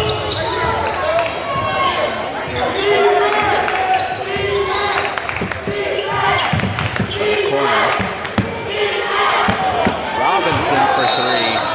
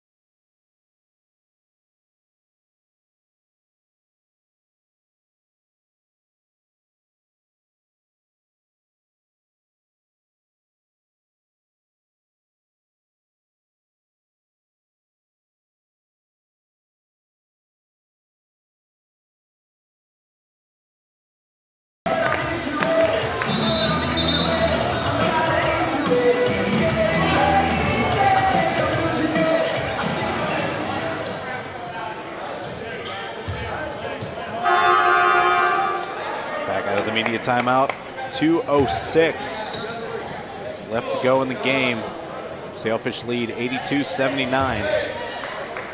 Of course, as soon as Robinson comes back into the game, he hits a 3 and cuts the lead to 3. But he is sitting on 4 fouls, as well as Shelton and Gamble. Yeah, that's the danger of having those guys come back in when you're unable to really stretch the lead at all. And you're able to come back in and have a big impact right away. The Sailfish really need a basket here in this possession. Bounce pass to Jackson. He can't keep control, and it will be Spartan ball. A great play there, and you knew they set that one up in the timeout and just didn't execute it well.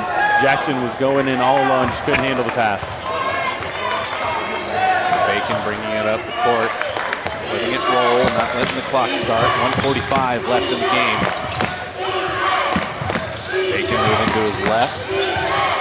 Finds Gamble, now down low to Shelton. Gullett tips it out of bounds.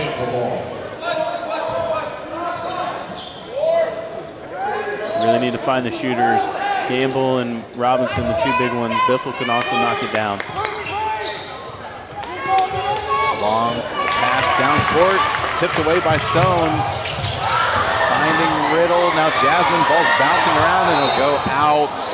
And wasted chance for the Sailfish. I was going to say the same thing, man. Back-to-back wasted opportunities for the Sailfish. Just couldn't execute it. He had it right there in front of you. If nothing else, you can waste 30 seconds off the clock if you can't score. There was a better chance if Riddle had gone in. He would have been fouled if he hadn't made the actual shot. So Bacon controlling the ball for Tampa, still down 3 for the Spartans. Robinson picks up his dribble, lays it off for Bacon into the lane. Basket would not have counted if it had gone in. Foul on the floor called on Jules, Jasmine, yeah, he picked it up. And nice job by Pat Bacon. I mean, he came around the screen, and it was a nice job initially by Jasmine to play defense against Robinson and take away the shooter. But Bacon does such a good job of getting his body into the defender and able to get the foul call. Able to do that against Jasmine. So he hits the first one, making it a 2-point game. 1:16 to go.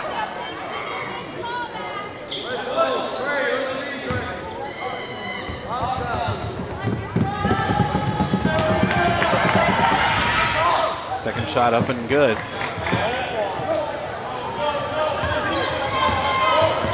82-81 lead for the Sailfish. 2 turnovers the last 2 possessions for PBA. Need to take care of the basketball to get a good look. Stones, Jackson.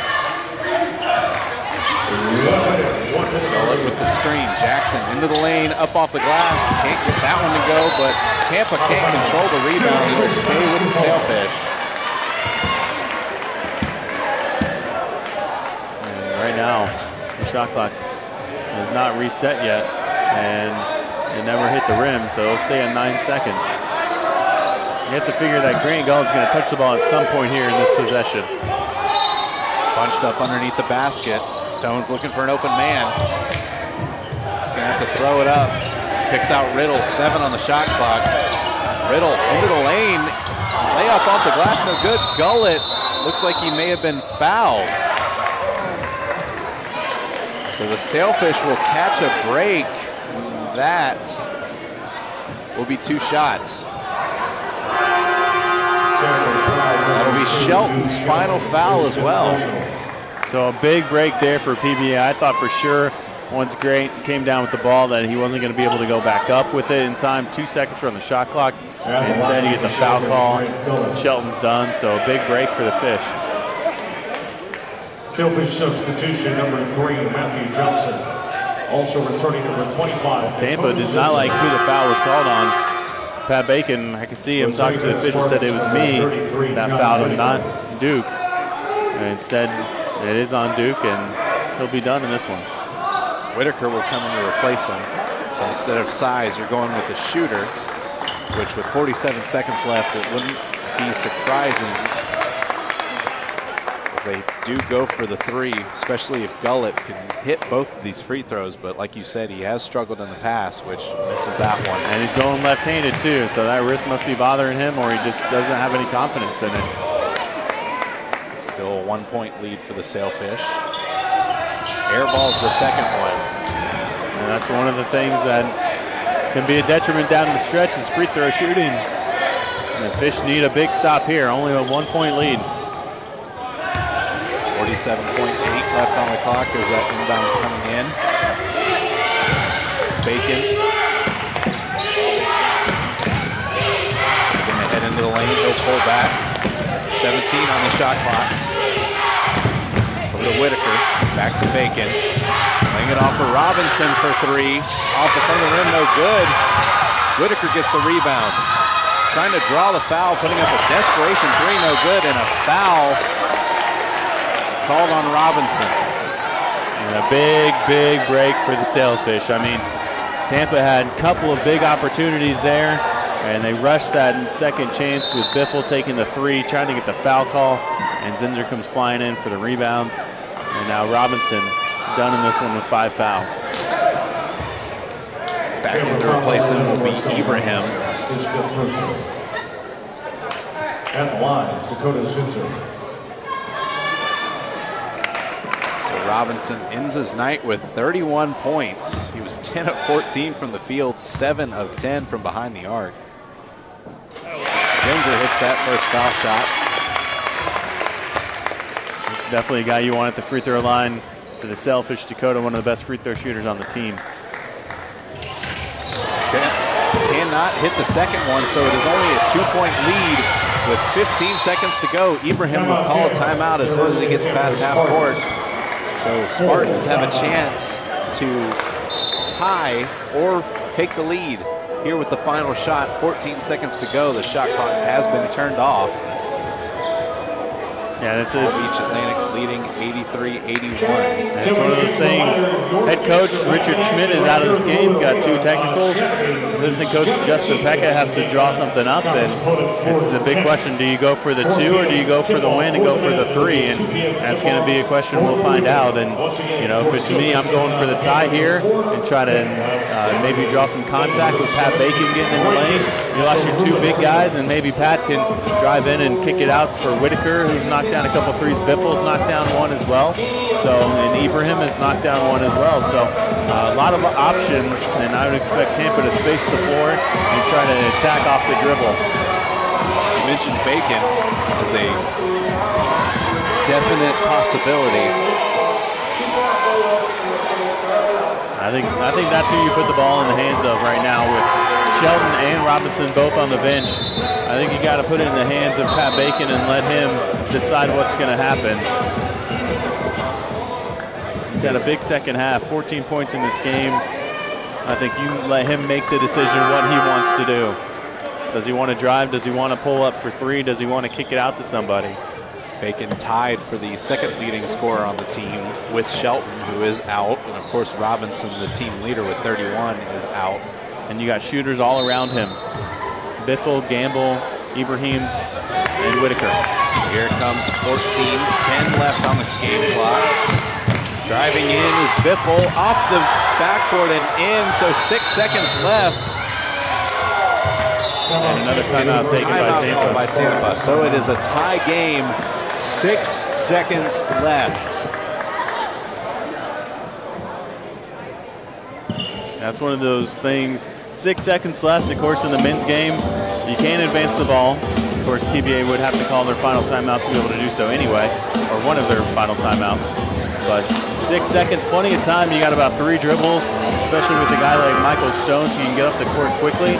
And you have shooters out there in Marshall Riddle, and you expect Dakota to be out there as well. So you have to see if they try to do that. And of course, Coach Balls has also been known to be a guy who's going to throw the ball in to about midcourt, have someone go up, catch it, get a quick timeout, and then inbound it from the wing. So we'll see if they go that route or they try to use the speed and get all the way to the rim to get a final shot off. So immediately out of the timeout, Gullett down underneath the basket, Riddle down near the basket.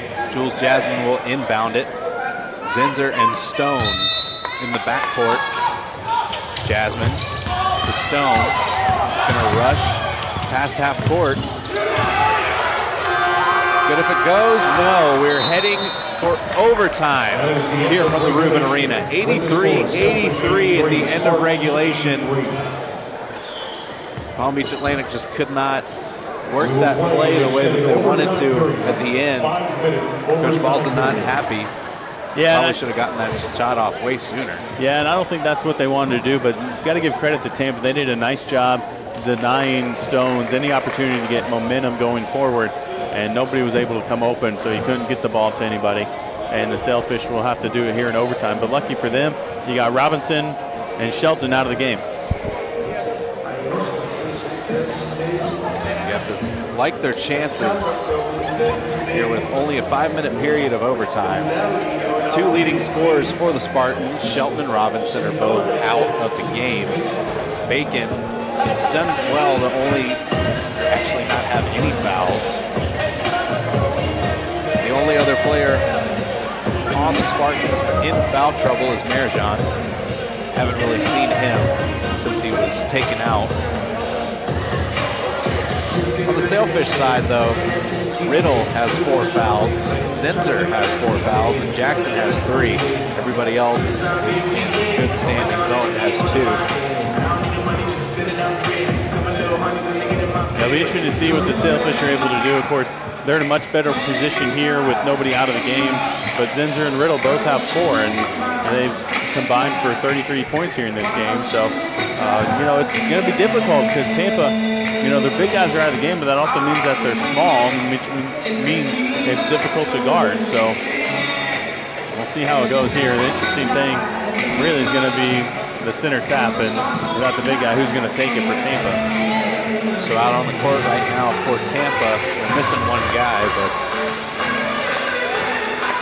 out there right now, Whitaker, Bacon, Ibrahim, and Campbell. Who the 5th will be.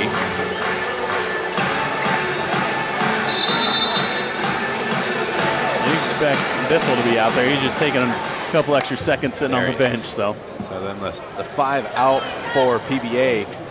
Got Stones, Gullett, Zinzer, Riddle, and Jasmine. The same crew that finished out regulation will come back out to start overtime. The same crew that started the game will be out there as well. Of course, Riddle and Zinzer both with 4 fouls.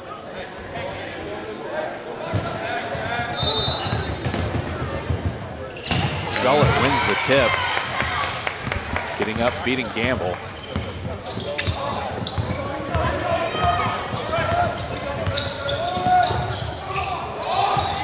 Zinzer over to Riddle. Getting it down low.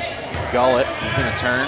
Going up, can't get it to go. Gets his own rebound and gets the lay-in.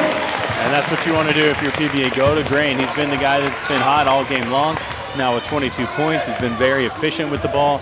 He's made great decisions with 7 assists. He's the guy you want to get the ball in the hands of and let him decide what happens. Over to Whitaker.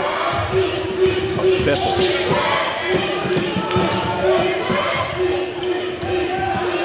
Ibrahim finds Whitaker open for 3. Can't get it to go. Ibrahim with the rebound, though, so a fresh shot clock for the Spartans.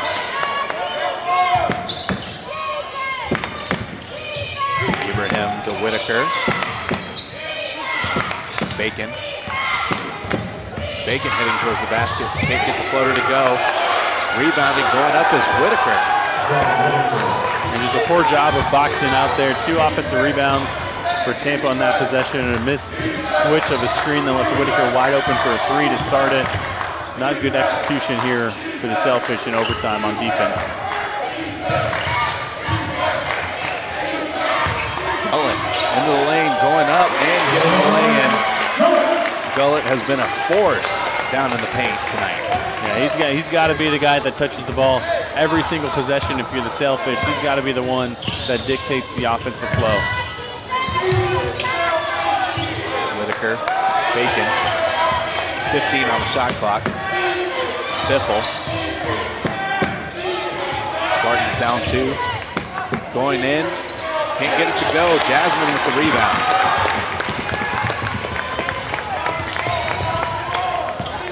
So Stones bringing it up court, finds Riddle on the right. Jasmine back up top to Stones. Now on the left. Cross-court pass to Riddle for 3. Gets the bounce. Huge three-pointer from Marshall Riddle. His 5th of the game, and none can be bigger than that one right there. 5-point lead now for the Sailfish. Bacon driving in, dishing it down low. Biffle going up and getting the layup.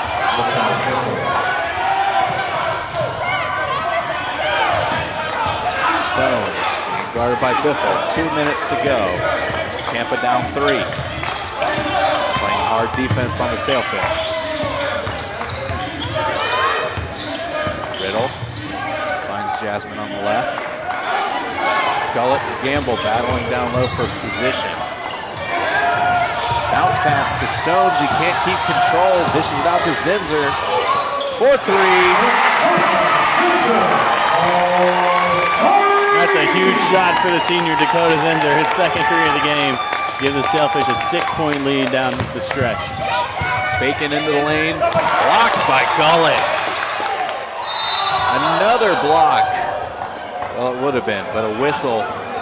Biffle goes down holding his face.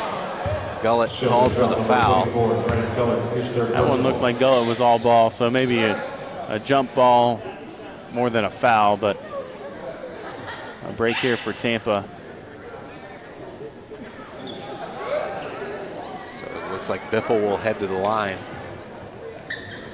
As you can see here in the replay. At the line for Tampa. It's a nice block by Gullett to start. The second one was called a foul.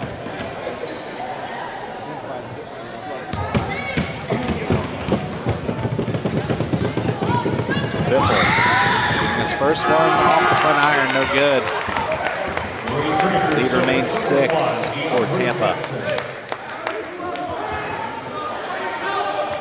For the Sailfish, excuse me. Just under 1.5 to go.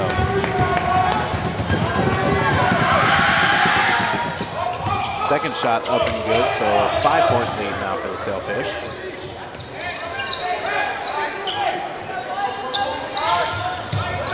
Gullett bounds Jackson.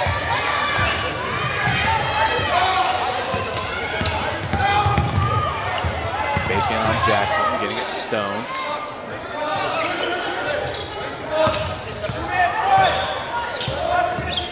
Getting it to Riddle, now Jasmine. 10 on the shot clock. Ball gets away from Riddle. Finds Jackson, 5, into the lane. Floater, good. That one just got above the hand of Makai Biffle. He was coming over to challenge the shot, and DeAndre just got it off in time. Bacon, spin move, dishing it to Biffle. Bacon getting the rebound, going up. He'll shoot 2. 48 seconds to go. Both teams really want this victory tonight as they're hitting the deck on every possession.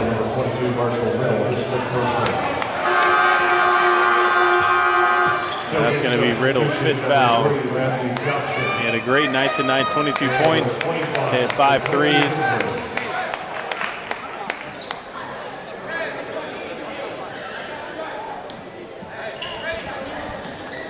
So the lead is 7 for the Sailfish here in overtime, 48 seconds to go. Now, this is not what you want to do. You don't want Tampa to be able to shoot free throws down the stretch here. To be able to score with the clock stopped, you want to make them make tough baskets in the flow of the game. And allowing Bacon to go to the line here allows Tampa to take a little bit of break, catch their breath, and try to cut into this lead. Bacon gets the first.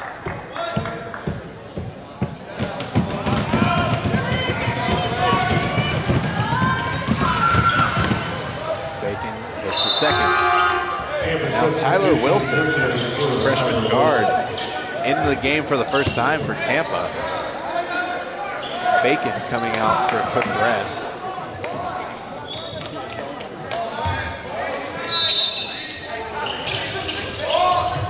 Stones inbounding Jackson. Back to Stones, he's past half court. Finds Johnson. Hard defense from Tampa, finding Gullett. Bounce pass to Stones, slams it home.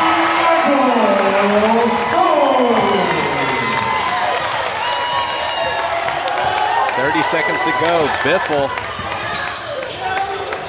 over to Whitaker, back to Biffle. 18 on the shot clock. Shoots, no good. Looks like Stones will be called for the foul. His first personal.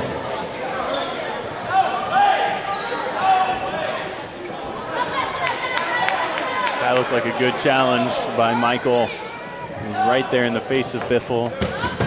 He's talking to the official who called the foul, asking for clarification. So that first foul shot good. 22.5 to go. Shot clock has been turned off. And Tampa obviously now in the mode of having to foul. You can go for a steal quickly, but you got to foul and make the Sailfish earn it down the stretch. Lane violation. Biffle tried to miss it quickly and get the rebounds. He's got to wait for the ball to hit the rim as the shooter before he can enter into the lane.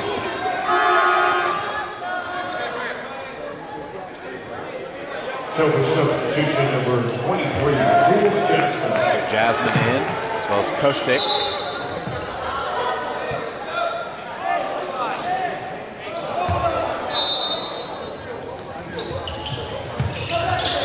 Kostic inbounds it to Jackson. 20 seconds and a foul called. And Whitaker came over and knocked DeAndre to the ground. And they didn't get the steal, so they had to go with the foul. And now the Fish can really start to pull away here with 20.6 if they can execute. 97-91 lead for the Sailfish. Jackson heading to the line. At the line for the Sailfish, DeAndre Jensen.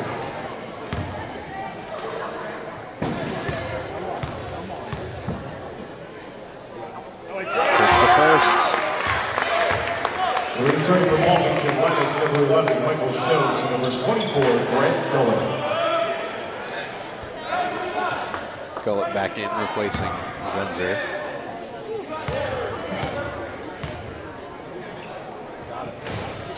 Second shot good as well.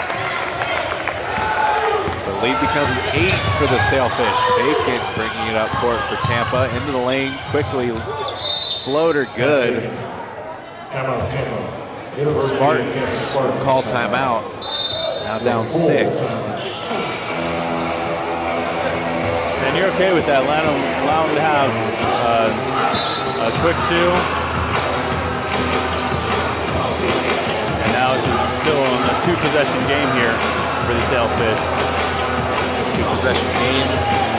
13.4 to go. Lead is 6 for the Sailfish. They're pulling away. They are 6 of their last 6 on the field, although they haven't been shooting.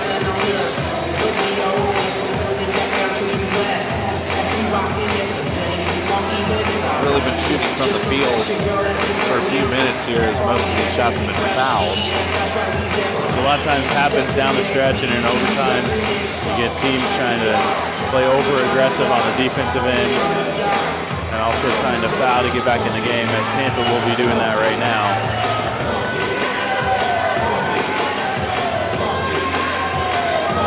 And really all it comes down to for the Sailfish, you got to get the ball in bounds, you got to not turn it over, and you got to make free throws down the stretch. Anything else doesn't matter. It doesn't matter if Tampa goes down and scores. It doesn't matter how quickly they score. If you take care of your business, you're going to win this game here with 13.4 seconds left.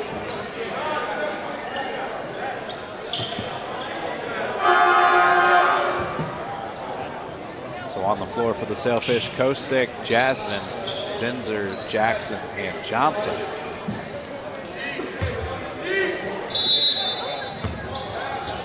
Kostic inbound, it gets it to Jasmine and gives it off to Zinzer, who is fouled immediately. 12.6 left on the clock. A second elapsed. If you ever watch PBA basketball with head coach Dave Balls, that's a play he's going to run almost every single time in a game. Is a lot of people don't know. You can pass the ball as long as you're able to run the baseline.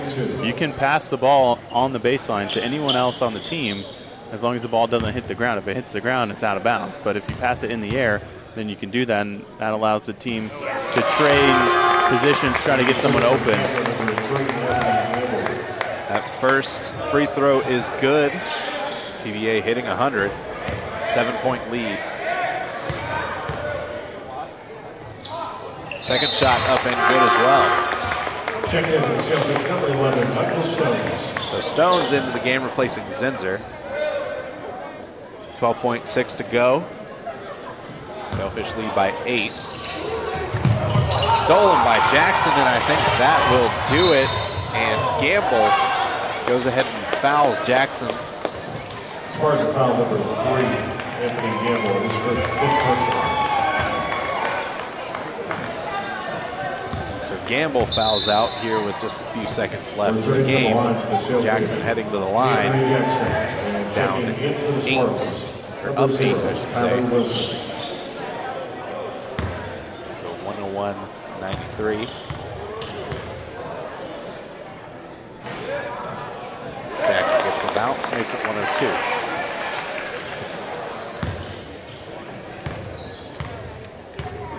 Close game down the stretch. Able to send it into overtime. After they got there, the Sailfish were easily able to pull away with many of the leading scorers of the Spartans fouling out. So that is it. Your final score from the Ruben Arena. Palm Beach Atlantic 103, Tampa 93. Huge win for the Sailfish as they are trying to keep their postseason hopes alive. And that'll keep them definitely at least in the SSC tournament. If the season ended, they'll improve to 8-9 overall in conference play. So, that being said, final score here from the Ruben Arena, 103-93. Next game at home on Saturday against Florida Tech at 4 o'clock.